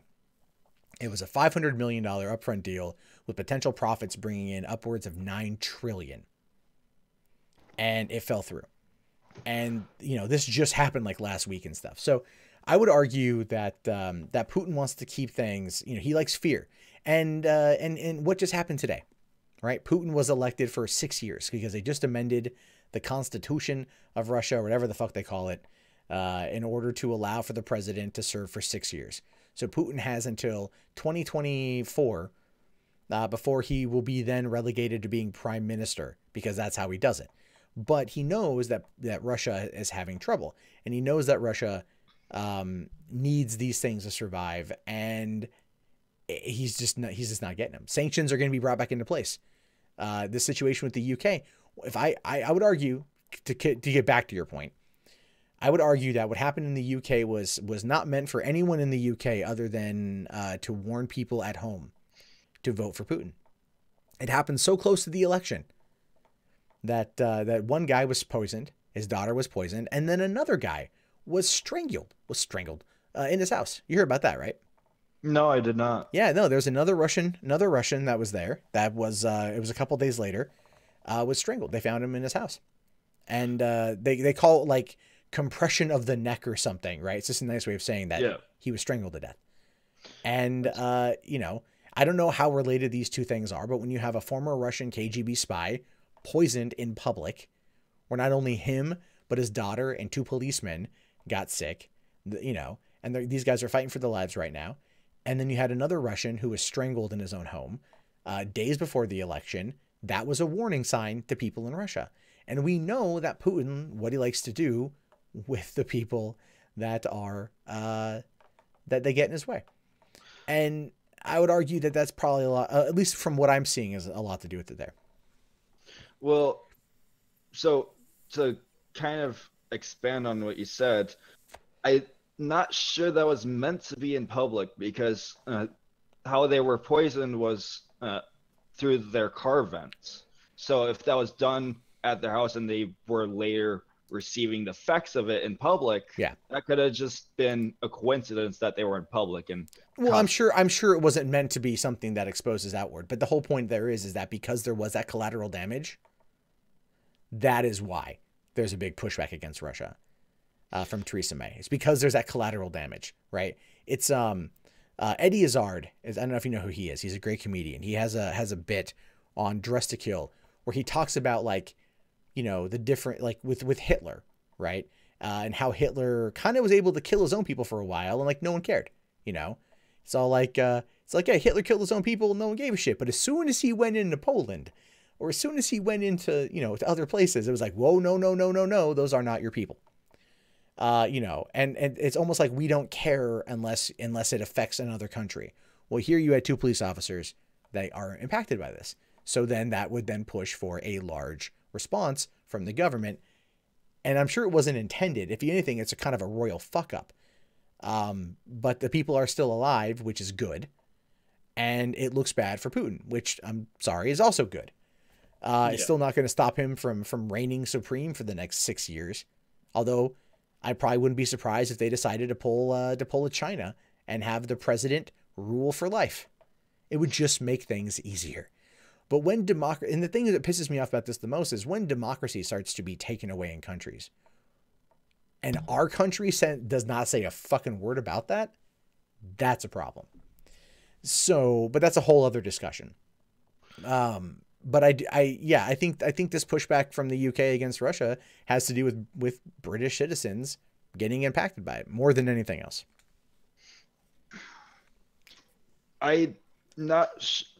Because so you can talk about the cops, but I'm pretty sure the Russian spy was a British citizen too. At least he was in asylum. Yeah, he'd been there for a while. He'd spent years in jail and all that stuff. And I get that, but a nationalized citizen versus a born citizen is going to be viewed entirely two different ways. And I just think, given how things are right now, I mean, they could look at it as just an attack on British soil. One, kind of that would be the standard. And then that would be, again, a worthwhile reason, I should say, to strike back. As you were saying, you think he's doing it for attention, which this might be what he's doing for attention too, because right after they pulled all the diplomats, actually no, it was, the chronology would have been Britain accused Russia said we'll nuke you, the UK pulled diplomats, Russia's pulled diplomats, and now Putin's saying something along the lines of like, any sensible person would understand that this is delirium and nonsense. It is unthinkable that we would do such a thing, even though they're the only ones that have made Novichok that anyone's known of, and they're the only ones that are stockpiling. So this could be playing into what you said. He's doing it for attention, because he also said that maybe the Jews of Russia interfered in the U.S. election, which would say that. Yeah, that felt like a very odd defense in my opinion. So like, well, really, it was the Juden. No, we're not going down that path again. We're not going path. You can't blame the Jews for everything, Putin. Okay, you can't blame the Jews for everything. Although people out there do try. I get what you're saying, but I mean, look, and the thing is, I have no idea whether or not this was done for as a way to influence the election, but the fact that the timing right there is very, very suspect to me, because this former KGB spy was in jail for a number of years, and then he was out of jail, and he was living in the UK. So it just seems kind of odd to me that would be that would be a thing. But okay, I want to appreciate you coming in a minute. We'll have to talk about this again later on. Definitely going to have to bring in some next people. So, okay, I'll definitely do that, but we'll talk again soon. And thank you very much. Purple Haze, everybody. So let's bring in here Mistral. I can't see his name right now. Hey, what's up, man? I was abducted. Hello? Hey, I'm here. Can you hear me? Yeah, sorry. I just stream chat was still playing. No, it's okay. It's okay. So what's on your mind, man? What you want to talk about? Topic to discuss that we're talking about in the chat. Oddly enough, just top of my head, dental insurance, how it's politicians always focused health insurance, healthcare, blah, blah, blah. But that never includes, like, by what I've seen, vision or dental care. Like, those two things are always distinctly separate, and doesn't seem like it's really fair to be separate. I get that. Well, okay, I see what you're saying. I don't know a great deal about that, but I can tell you what I've experienced. And so last year, for example, my girlfriend was working for a private education company and had health coverage. Now, the health coverage was shit. I mean, it was literal shit. It was too expensive to put me on, even though we could do domestic partnership. But it still was pretty bad, to the point of where even going to urgent care and dropping $140 was actually a cheaper alternative. Even my health coverage last year was that bad. That's how bad the base minimum is for that shit. Whereas vision and dental, at least dental, was like $10 a month, and on her insurance, I went down there and I got teeth cleaned and I got a cap and I got a cavity and I got all sorts of shit done, for like a fair amount. It's being added to someone's, because you had to buy it separately. But buy it separately. Well, it was added into her insurance, but when vision and dental always seem, from my general understanding, to be always kind of like low tier. No one ever really thinks much about that, you know, and they want healthcare, but they think of that as being like, you know, doctor visits and prescriptions and medications and surgeries and things like that. But I agree with you. I think that we should spend probably more time getting people to the dentist because, quite frankly, I think a lot of people need it. You know, I'm not shaming anybody. I didn't go for a long time because I didn't have the insurance. But once I did, and it was like no copay. Oh fuck yeah, I was down. No copay. That seems like an amazing godlike right now. There's like no copay the first couple times. Then when I had to go get all the surgery shit done, it was like still like $150. You know, Not bad. so not bad at all. I have a dental guard that I got that was about $330. And that was just for the guard. Like, but they did the molding and the casting. Or they took the mold and everything else for free. It was part of my insurance, but I had to pay for the unit. I think that in the healthcare debate, we need to actually lump in not only vision and dental, but also mental and maybe chiropractic. Yeah. So there's definitely that. Because I know my health insurance now, which is through the state of Washington, actually covers mental health and I think a few other fucking things too. So it's actually, I mean, but it's going to require the individual providers to jump in on that one. And right now it's just not going to fucking happen. And if you don't pay, like have like a work mandate insurance, buying it on your own or just paying for the procedures outright are like crazy. It's like $3,000, like a root canal or like a filling or like a cap. And then it's like, everyone's like state government mandated healthcare. And all this should be considered part of it. You shouldn't like start to look for private sector for like eyes or your teeth. Teeth should be part of it. Because if you've ever had an excruciating tooth pain, maybe like horse tranquilizers just to be able to speak, that should not have to be a separate insurance. No, it should all be comprehensive and under one plan. But the problem with it is that there's so many, pieces to this pie. You have your different specialities, and I think that's where the breakdown is. It's unfortunate because I'd like to see more people get that. I'd like to see more people get coverage. I'd like to see more people, be able to go in and do that. But the thing is a lot of companies offer it with their health insurance, and it's cheaper. When they have their insurance plans, it's again, that's something that's added on. And it needs to be addressed. But if you're not like part of a company that does that, and you're like a minimum wage employee. Yeah, minimum wage employees. You're even man, it's like $10 an hour, but still, it's just like you're not gonna be able to maybe get a tooth pulled every couple of months, and it's not worth it to go spend $3,000 on a root canal or like, oh, you need new glasses. It's like $150 for the frames minimum, then like $200 for the appointment. Yeah. I would argue, like quite literally argue, that if you wanted to, if you could, travel to Mexico, right? Like the services, I'm not even kidding you. I knew so many people in San Diego that were like, I'm just gonna go to TJ, which is Tijuana, and go down there and go get medical work done, go get dental work done.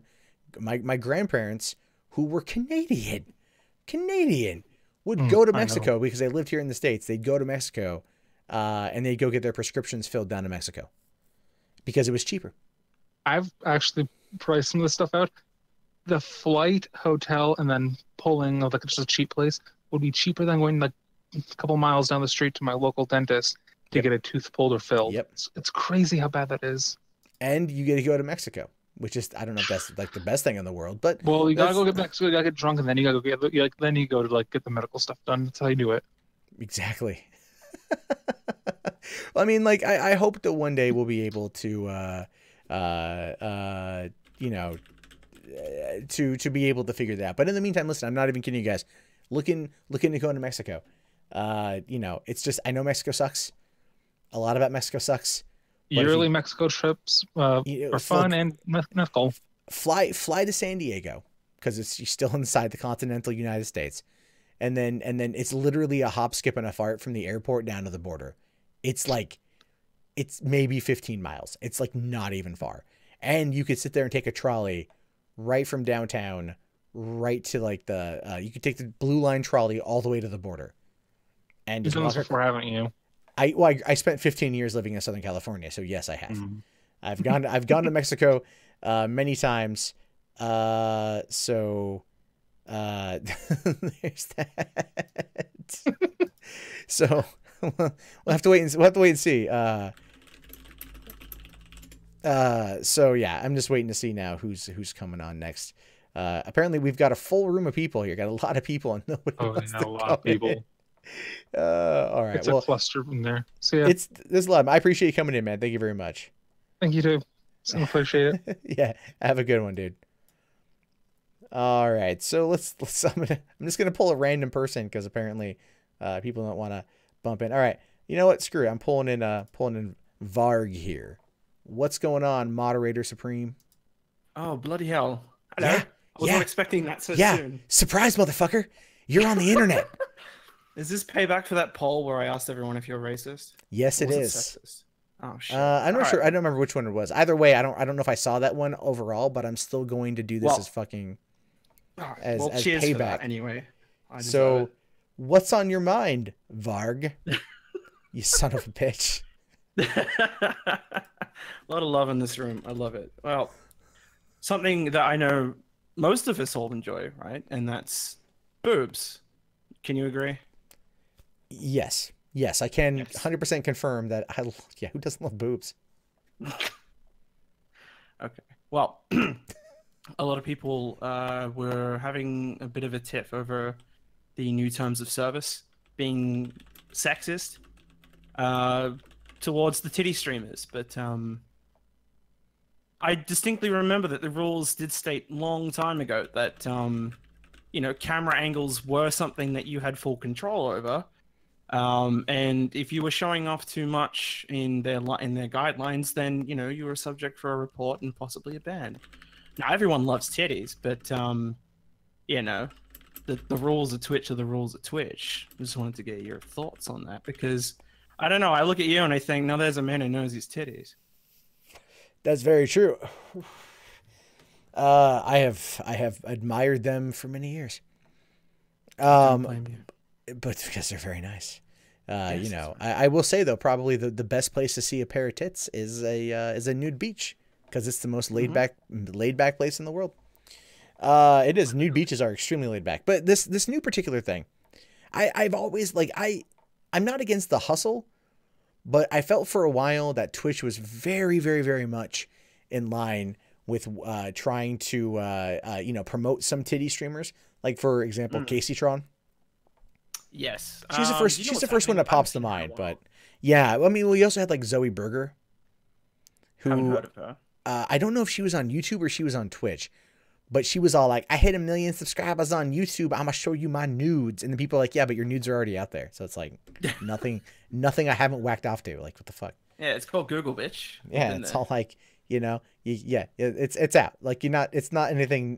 Put a Sharpie in your ass. All right, put a Sharpie in your ass. That the Amber Cutie, that's who does that on 4chan, by the way.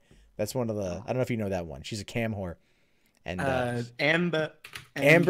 go it's too bad. Go to pornhub.com and just look up Amber Cutie, and that's who it is. But she's I don't know if that's where you can find the clip of her putting a Sharpie in her ass, but that was an interesting night on 4chan to say the very least. It was just like, get your ass in here. This chick putting a fucking Sharpie in her ass. And I'm all like, this is interesting. Screen cap. Well, I'll give you this. She's quite well endowed.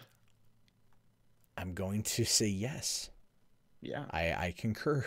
That's not a Sharpie, but that does look interesting in where it's going. But that's anyway, bit getting back, yeah. so I'm Twitch. Here's the thing, Twitch on its own, like before Amazon, I think they let people get away with a lot more stuff. But when Amazon bought them out, this is you're talking about like a hugely reputable company. Everyone loves Amazon, and they don't want to do anything to damage that brand. And they understand that Twitch is a very powerful part of that. I mean, look, you got to realize that a couple of years ago, like I guaranteed it's gone up now. I don't have this exact numbers, but like 3 years ago, Twitch in prime time U.S. traffic, the 7 to 9 p.m. slot, or like 6 to 9 p.m. roughly, 2.3% of all internet usage in the United States was on Twitch during prime time. That's a large number. Yeah, and if you look at, I don't know if you've ever seen it, but if you try to go to, I think it's the careers page for Twitch, very specifically they mention the usage of the website compared to others that are, major. And I think, yep, here it is. Netflix is 32% of US peak, Google 22, Apple 4.3, and then Twitch. So they're fourth in the rank. They're huge in comparison to most of these others. Like you've got Tumblr and Facebook and all that in there, and Twitch is still fourth. Yeah, it's one of. I mean, you have TwitchCon now. Those are things, right? Those are are big events, and I'm pissed off that like when TwitchCon was in San Diego, I'm like, oh man, cool. I could go to San Diego and go down and see it. I'm not even on Twitch, but I know fuckers who would be there. And then it's like, when is now, it? Motherfucker. Like what? Like, yeah, I am now exactly. But then it also landed on my girlfriend's birthday, and I'm all like, I can't of course get away. It did. Because she wanted to go out of town for the weekend. I'm all like, yeah, but you don't want to go back to San Diego, do you? You don't. I've never been personally. I don't. I've been warned away from that place with my kind of attitude. From San Diego? Yeah. Ah, it's fucking chill, dog. I don't know if you're talking about shit. San Diego's like the most like it's very kind of like I don't want to say red pilled because it's not the case at all, but I'd say red leaning just in terms of the fact that you've got the military bases there, and predominantly the military are conservative, so you get a lot of that. Good. And so it's really not like the idea of like like lefties running around with just like sashes over their junk, prancing and praising Marxists or something and Karl Marx in the streets is not going to be a thing. The further north you go, that's different. San Francisco, it's a treat. Yeah.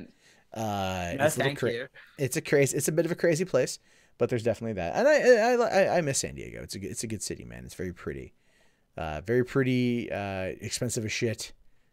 Like part of me's hoping like my stepdad has a house there and be like, like, hey man, like, let me buy the house off you, man. Move back down and shit. But it's too fucking hot. I don't think it would work. I know a thing or two about hot. I'm a kilometer from the sun, and no, thank you. Oh right, yeah, you live in the land down under. Yeah. How seriously though, like, how is it that like Men at Work's like Land Down Under is not your national anthem? Believe me, people have tried to make it so. Good. As soon as you hit Australia Day, you'll find that the national anthem's the last song you hear. Good. I don't know your national anthem, but like, who can't listen to Men at Work on repeat and be like happy with it? Me. Well, that's because you have shit taste, sir. Dude, no, come on. Come on. For those of you watching at home, Varg and I have known each other now for coming up on about 4 years, I would argue. So there's lots of conversations, lots of jokes, and everything else in between. So I guess so I'm getting told that we've got like at least one more person that wants to talk. So I'll definitely. We done with the titties already? Not done with the titties. I feel the titties like. Damn. The titties have a place on Twitch. They do. They should have like an 18 and up stream. Well, okay. I think we've already discussed this, right? Because that sounded familiar. But I had this idea. I wanted to run it by you, just as the last parting thought. How about, say you were running Twitch for a day, and you got the chance to build one, like how there's all these different topics, games, creative, talk shows, all that. Yeah. If you could create one, which was just titty streamers, and then you forced all of them in there, like Amaranth and all of her kin, they all had to go in there and they couldn't stream to anything else, so they were forced to compete with each other. Would you be okay with doing that? Would that be a good idea to you? Oh, yeah. I'd be fine with that. My man. That's all I could ask. Because it's like, look, for one, people, look, there's a market there for one. Two, like, there's a market there. Like, it's just, there's like, you know, if you make it 18 and up and whatnot, you know, I'm like, okay, like, look, like you can go to these things. There's like bikini baristas, right? Have you heard of this at all? No, bikini baristas. It's popular here in the Northwest. I mean, a woman died like 2 years ago from one of those. It's a drive-through coffee shop where the women are basically kind of nude outside of wearing a bikini, and sometimes even way less than a bikini. Right. So it's Hooters for coffee. Oh, it's more than Hooters. Oh, it is. It is. Hold on. I'm trying to find the Reddit here. Bikini barista. It's Reddit. Hold on. Okay. There's not safe for work barista. Yeah. So if you want to go to, and I'll send this DM to you on fucking there we go, on Discord. So for those of you watching at home, if you want to head over to reddit.com/r/NSFW barista. Oh wow. You can kind of get what I'm talking about here. I don't want to show it on stream because this is shit that would get me like booted and whatnot. But these are bikini barista is a person who prepares and serves coffee while dressed in scantily attire, and a lot of the shit is just like basically just porn. These chicks who work there, they then go off and get these. They go off and they get these kind of other gigs. Sorry, kind of like half distracted. This woman I'm looking at is practically just wearing pink string. Yep. Okay, where was this again? This is in the Northwest. I know specifically. It's the Northwest and also the East Coast. Okay, so and there's also a list here of known bikini barista locations. So if you are, there's only a couple of them here. So like someone called, there's a bunch in Washington. Holy shit. Guess I'll see you there then. Holy shit. My holidays are in March. There's Twin Perks Espresso, Hot Chica Latte, Foxy Lady Cafe, Pink Sugar Ladies, Beehive Espresso, Hillbilly Hotties, Eye Candy Espresso, Ladybug Espresso. These are mostly in California. I mean, sorry, these are mostly in Washington. Like, there's a lot in Washington. Holy shit. Yeah, dude, pick one and I'll meet you there. Holy shit. So it's just like, I mean, I've driven by them too, and it's very weird. It's like, I don't even drink coffee, but goddamn, I said goddamn. But yeah, some of the chick on the string, that's the Kayla barista babe, right? That's what you're talking about. I think so. The one in pink. The one. It just looks like she's got. Yeah. It looks like someone just like like she's got gum. Someone stretched across her, basically. Yep. It's just Pretty but much. and like the little purple thing covering up her hoo-ha and shit. But that's her serving coffee. That's the C string. Yeah, that's incredible. It's called a C string. I never heard of that before. Yep. Yeah. Well, see, these are things I'm learning every day. And then there's another one. I have a friend who's interested in burlesque, and she used to run her own sort of like gothic alternative clothing store where she made a lot of this stuff. And she hired me on when she needed help with some projects, and I saw a bunch of them in the back. And I, being the lovable scamp that I was, and as naive as I was, I laughed and put them on my shoulders, and I went, "Well, these aren't going to protect anybody from anything, are they?" And she said, "Try again." And I think I tried about 20 different places where I thought I would have gone until she finally showed me. I learned the hard way. The very hard way. Old dwarven giant here in the chat says the C string is basically earmuffs for the coochie. I completely agree. I completely agree. There's definitely that. So, but yeah, there's something to take a look at there. It's essentially coffee porn. Like, it's just come here and get your coffee and then fill it with your cream, or fill my coffee with your cream, sort of thing. And it's like, some of these goozes drive through. So just, I mean, it's like, it's a very, like, if I could invest into these bikini baristas, I would, because they make money. Right. Well, that was the question I was going to bring up before the titty streamers was an investment thing, but I think I'm going to have to go back to that now off stream. Yeah, probably. This looks a little too exciting for me to say no. Anyway, look, don't let me keep up any more of your time. Someone else wants to jump in. I just wanted to talk about tits. Well, I appreciate that. I always enjoy the conversation about tits, and of course, you and I will definitely chat later on. Whenever you got time, my friend. Oh, I'll be around. You know that. All right, Rock. Thanks for coming in, man. All right, so let's grab the next person here, and this is gonna be let's see here, Claude Sandshark. What's up, man? Can you hear me? He wasn't there, and I heard he was ready, but I don't know. Nope. He didn't want it. He didn't want it. Okay. All right. So I don't know if anyone else wants to jump on in. There's still a lot of people in there that I haven't talked to yet. But apparently they're trying to formulate questions and they don't want to actually come on and talk. So let me just quickly put a reach out. If not, all right, because we're coming up here in about 2 hours. It's been I'll take some questions from the chat for right now. So if you guys got any questions from the chat, be sure to let me know, and we can go from there.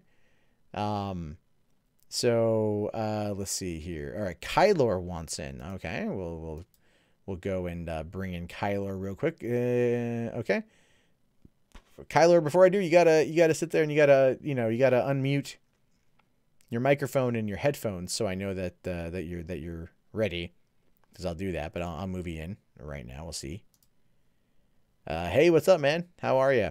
Can you? I'm doing great. Good. What's on your mind? What you want to talk about?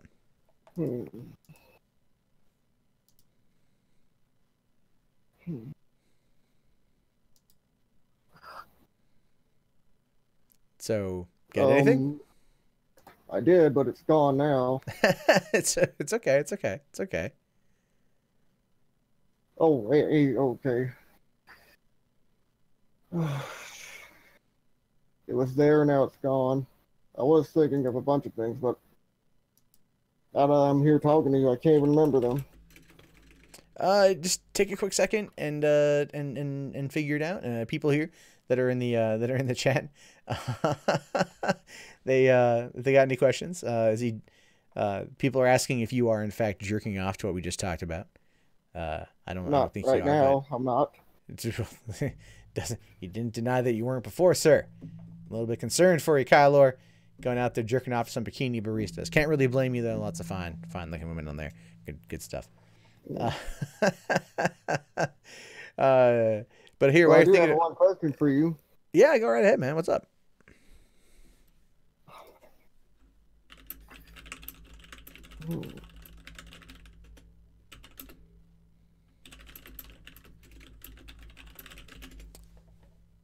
Okay. Here. Okay. Let me.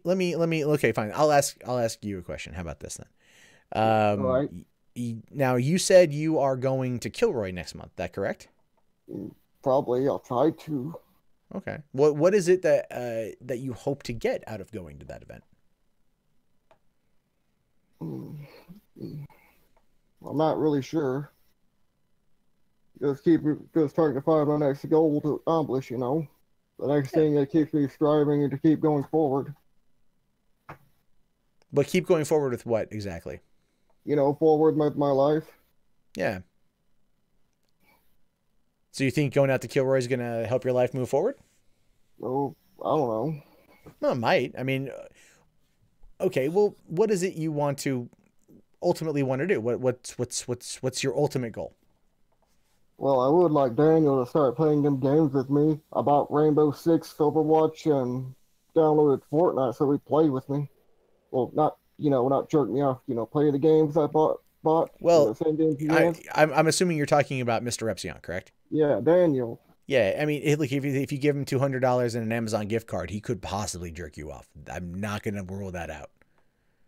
I'm kidding, obviously. I think you just have to, find out when he's on. He's pretty active on Twitter, and he's going to get into streaming a lot more. So I know Daniel pretty well. There's you just have to talk to him and find out. He'll be at Kilroy too. I know that he'll be at Kilroy too. Mm-hmm. I know this because him and I are bunking together. So we'll be crashing. Kilroy is at Phoenix, right? It's going to be in Phoenix. Yes, it's going to be in Phoenix. Yeah, my grandmother lives in Phoenix too. Oh, good. That saves on hotel, man. Like, that's the thing. I was like, it's all about you got to find ways. You gotta I find was ways gonna to. try to be hilarious and stupid, but whatever I was thinking is gone. It's Wanted okay. to try to be funny too. It's okay, man. It's all right. It's all good. These things happen. Stage fright is a thing. I've done that before too, where I was gonna go up and ask a question at a convention. I was gonna go talk to Kevin Smith. I'm a big fan of Kevin Smith. And I wait in line and I'm all fucking nervous and I get up there and he's like, "What's your question, sir?" And I'm just like, fuck. I thought I didn't even ask the question I wanted to ask. I just blurted out the first dumb question that came to mind and it was stupid as shit. So it's these things happen, man. Oh, I've been to Comic-Con before. Oh, really? Nice. What year did you go? About 2015, about 3 years ago. Okay. 2015. I went down to Texas that year. Oh, you went to to a long time to get there. You went to the Texas one? Yeah. Okay. Sorry. When I say Comic-Con, I'm referring to San Diego because that's like the biggest of the big. That's like the mama of all Comic-Cons. Well, they called it the Fan Expo. Yeah. Fan Expo. There's a bunch of different conventions that are that make their way around. Did I ever tell you that I met Stan Lee in person? No. I met Tom Kenny too. SpongeBob. Oh, nice. I haven't met him. I did meet Stan Lee a long time ago. Number of years ago, I met Stan Lee. Very, very, very nice guy. Hey, you want to know something hilarious? Yeah, sure. What's that? Okay, I went to this woman, one of famous girls. She does voice acting. Yeah. Yellow. Yeah. Well, I decided to be a rascal and just talk after her face and run away. You talked bad to her face and then you ran away? I decided to be a rascal. That's rascally. Generally doesn't tend to happen at these events. I did it right at her. I don't know what her facial expression was, but because I wasn't looking at her. What'd you say? What exactly did you say to her? I'm pretty sure you can imagine what I said to her. I'm pretty sure what? I'm pretty sure you can imagine. Well, no, I mean, there's a multitude of things you could have asked her that would have been rascally. I'm just kind of curious for a way to kind of narrow it down. Oh, I'm not very talkative, No, it's okay. It's okay. Well, I'll tell you what, because I'm getting close to 2 hours and I kind of want to get this thing wound down a little bit. So, I'm going to do call-in shows relatively often. Okay, before you go, can I ask you one last question? Sure. So, have you been doing good lately? Have I been to a what? Have you been? I'm just trying to say how you've been. Oh, how have I been? Yeah. Yeah. I mean, things are okay, man. Things are okay. Just doing this. Trying to figure out how to further dominate YouTube, and do better. And then also trying to get YouTube certified so I can help people. My goal this year is to start teaching how to do YouTube. So I'm doing okay. I appreciate the question. Thank you. Oh, and okay. I want to say one last thing before I get off. Okay. Oh, okay. Next time you live stream and do this live stream questions asking again, I'll try to have my questions written down. Okay? Sure. No, that's fine. Okay, you can go to the next person now. See ya. All right, thanks a lot, man. Have yourself a good one. All right, that's Kyler. He hangs around quite often. He's a nice dude, nice guy. So all right, I'm gonna bring in probably the last guy for the night because I've gone through a lot of people so far, and people in the Discord are having more fun talking to themselves than talking to me. So there's that. That's fine too. But I'm gonna bring in Claude Sandshark, and he'll be our last one for the night. Hey, what's up, man? How are you?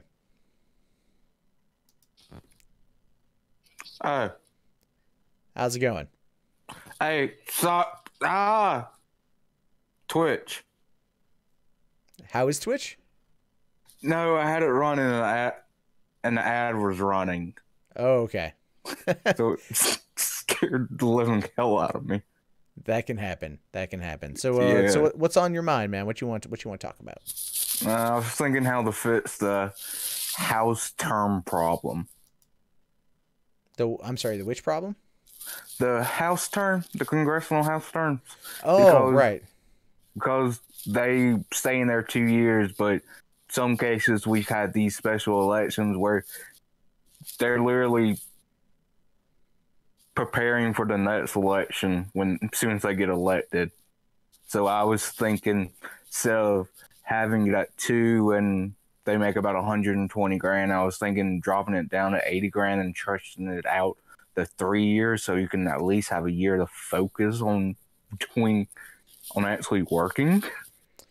Well, that's the problem with the way the system's designed is that these people, they come on in and it's like they have to fundraise not only for themselves, but they have to fundraise for the party. And so they get pulled away while they're in meetings to go and fundraise. And they spend a lot of their time going to these fundraisers. Politics boils down to fucking money. And but ain't that the world? It is the world. Yeah, no, totally. And the thing is, they are always running for re-election, and they're always doing this shit. And they ain't, when's the last time you heard about the House really doing anything? Yeah. You don't hear much about that. You hear more about Paul Ryan and that widow's peak on his fucking head than you hear about anything else involving the goddamn House Representatives, right? And see, now we're in a situation where basically, what you've got is, you've got oh fuck me, what is it? You've got, people trying to like get rid of Nancy Pelosi, but then there's been this pushback, or this defense of Pelosi that's popped up the last couple of days from people trying to say that she's, even though she's in her 80s, that she's the hardest working Democrat representative, and she's done so much that they still need her around. And basically what they're trying to do is if the Democrats take over, if the Democrats take back the House, which I do believe is going to happen, then it would probably go back to Pelosi as being the Speaker of the House. And quite frankly, nobody wants that. Oh. So what you've got is you've got a situation essentially where it's a vie to keep Pelosi in power, even though she's probably at the point where she should just take off. But at the same time, she probably wants to try to outlive Trump and fight back, and she believes she's in a position to do so. And if you're looking for someone to fight back against Trump in the House that's a Democrat, maybe because she's been around the damn longest, and new bloods maybe would not be able as much to command, I guess you could say in some respects, the level of respect that she's probably owed at some point. But I agree with Peter the Great MN here. He's a hardcore liberal and he doesn't want her there. I'm not a hardcore liberal, but I definitely don't want her there. And, No, I have that same feeling because I come from a congressional district that the dude that's our representative has been in there since 93. Yeah. And he was the Speaker of the House before Nancy. Yeah, there needs to be term limits on House representatives, absolutely, and the fact that there isn't is just a shame. Yeah, I personally believe 20 is kind of stretching it. Yeah, so they need to definitely kick that thing up a notch and get new blood in faster and remove money from politics and Citizens United, all of these other goddamn fucking things that are just going to do nothing but screw everyone else over. And all that jazz. But, well, all right, man. Thank you very much for coming in. I'm just going to kind of chit-chat with the chat. I just got one more question. Yeah. I need some advice. Being a part of a jury today at 10 Eastern Standard. That's not too long. Not too long from here. No. So are you going in for a case, or are you? Yeah. Okay, so you've already been selected. You're already on the. Okay. Yeah, I've been summoned. It's the first time. You just got like a jury summons. Yeah. So is it just a selection, or are you actually going to be on a case? I don't know. Oh yeah, you're probably just going to be like, here's the thing. Here's how you get out of being on jury duty. Just say you hate everyone, right? Just look around and go like, I'm really not the best person for this. Like, oh, why is that? Fuck. Just go, I watch anime. Lots of anime. All right. I have googly eyes on my fleshlight, and I'm pretty certain I've masturbated to you on Pornhub. Just say that. They'll let you go. They'll let you go. They'll get rid of you, and that's about it. But no, but really, what's your question? Oh, that was it. Oh, okay. Well, that's it. Yeah, just say you masturbate on everything. Yeah, my dad got selected to be a part of a jury once, and he never been able to because of the case. Yeah, I haven't gotten jury summons in dude, like a decade. And it's not, and I'm like, at this point, I'm legitimately wondering if there is a warrant for my arrest or something in California for not going. I'm like, I've gone. Like, I've gone and shit. So I don't know. But you can also, here's the thing too, if you, because it's supposed to be every 2 years you get called in. But you could go down there and you could volunteer to do it on your own. And then after, I don't think nobody wants to. Yeah, just saying, I mean, it pays shit, but it's people. There are people out there that do tend to enjoy it, and by all means, I say that's a good thing for them. But yeah, I'm gonna definitely start winding down the stream. So thank you very much for cruising on in, man, and we'll definitely talk again. And all right, peace out. Have a good one. All right, guys. Well, that's that's coming up 2 hours we've been on. A lot of fun, a lot of good conversations, covered a lot of good stories. So, of course, we'll spend a couple minutes here with the chat because I feel like you guys might have some last minute things. So we can talk about that, and then we'll wrap this thing up. So I can get on to editing and then maybe get to bed at a decent fucking hour tonight. Because you heathens keep me up too goddamn late. All the time you fuck keep me up. So take a look here at the chat and see if anyone's got anything they want to ask final. But if not, that's okay. Let's see. Porcelain. Oh, I just want to say, very much want to give a very solid thank you to Porcelain Chips mod, who was also wrangling you dirty heathens in the chat and trying to get everyone locked and loaded and ready to go. So that was good. Thank you very much for the help there. And so people should definitely give her lots of love. I don't quite know how, but there's that. And let's see. Jihad Tangle asks, am I going to MythCon? Yes, I'm going to be going to MythCon this year. I will not be a speaker at MythCon this year. I will be a special guest, I guess, if I show up. And so right now, well, it says here on the screen, the donation bar here, which has gone up about $30 tonight. So that's awesome. Thank you, guys. This is for VidCon 2018. And once that's done, then everything will be going towards MythCon, which will be in Milwaukee the 3rd week of September. And I haven't even price matched tickets or shit. So I got to look into that. And heading out there for a couple days will be a lot of fun. So I think that's gonna be good. And then next year, I have a feeling that they'll make me a speaker next year, because I jokingly told them I'm the only shitlord you didn't invite, and they were like, "Well, we only have so much space, but next year." So that's cool.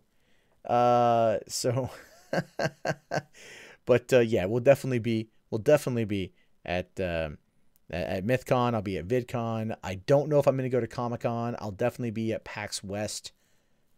And so we'll definitely know more when that comes on.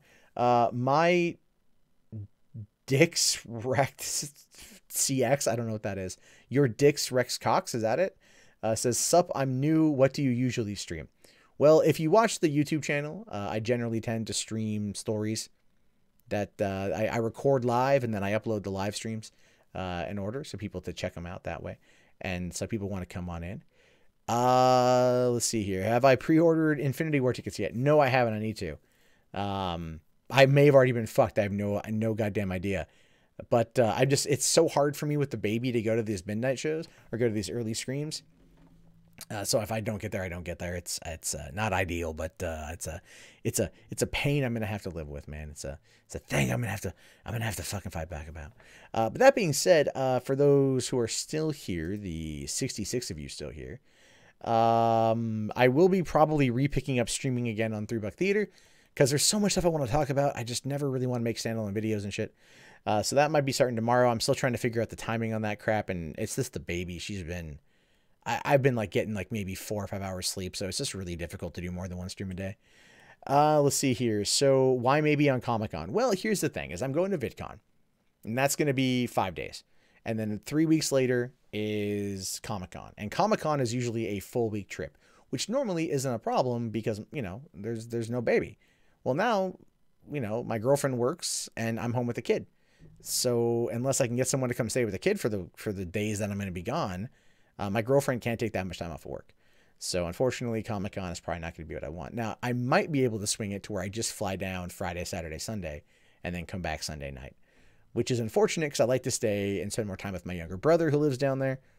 But the great thing about going to Comic-Con is I go for free, and I have free room to stay in. So I never have to. So for me, it's just literally the cost of flying down to San Diego.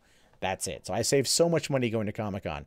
Whereas VidCon, I'm currently talking with the people I'm going to be staying with. We're currently researching Airbnbs.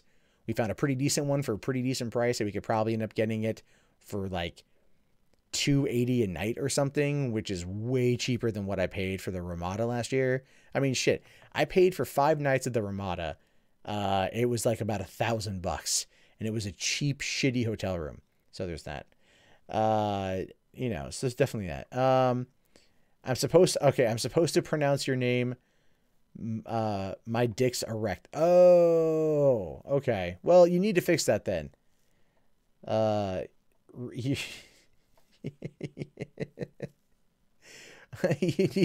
need to change that. It's because you fucked it up. So yeah. Is Infinity War going to make $3 billion? I don't know, man. That's a lot. That's a lot. That's a lot of fucking money. I'd like to see make that kind of cash. Fuck, I'd like to make that kind of goddamn cash. So there's definitely that. So yeah, if you guys want to, remember, if you do want to support the channel, the best way to do that right now is Streamlabs, streamlabs.com/mundanemat. In fact, you can just go and type command donate in the stream, and it gives you all the links. There's also PayPal, and there's also Patreon if you want to kick down that way. If not, it's all good. There's no forcing here. I'm not going to, charge anyone to come in and talk with me or charge anyone to be here. It's a free stream. It's an open stream. It's one I like doing. And I do it 5 nights a fucking week because I heart you. That's why. And I think many of you heart me back. And that's good. We have a good community growing here. Anyway, I'm going to wrap this motherfucker up so I can go and get my work done for the night. And I thank everyone for coming on in. And I'll see you all tomorrow for another episode of Rustl'd. So you guys have yourself a good one, and peace out.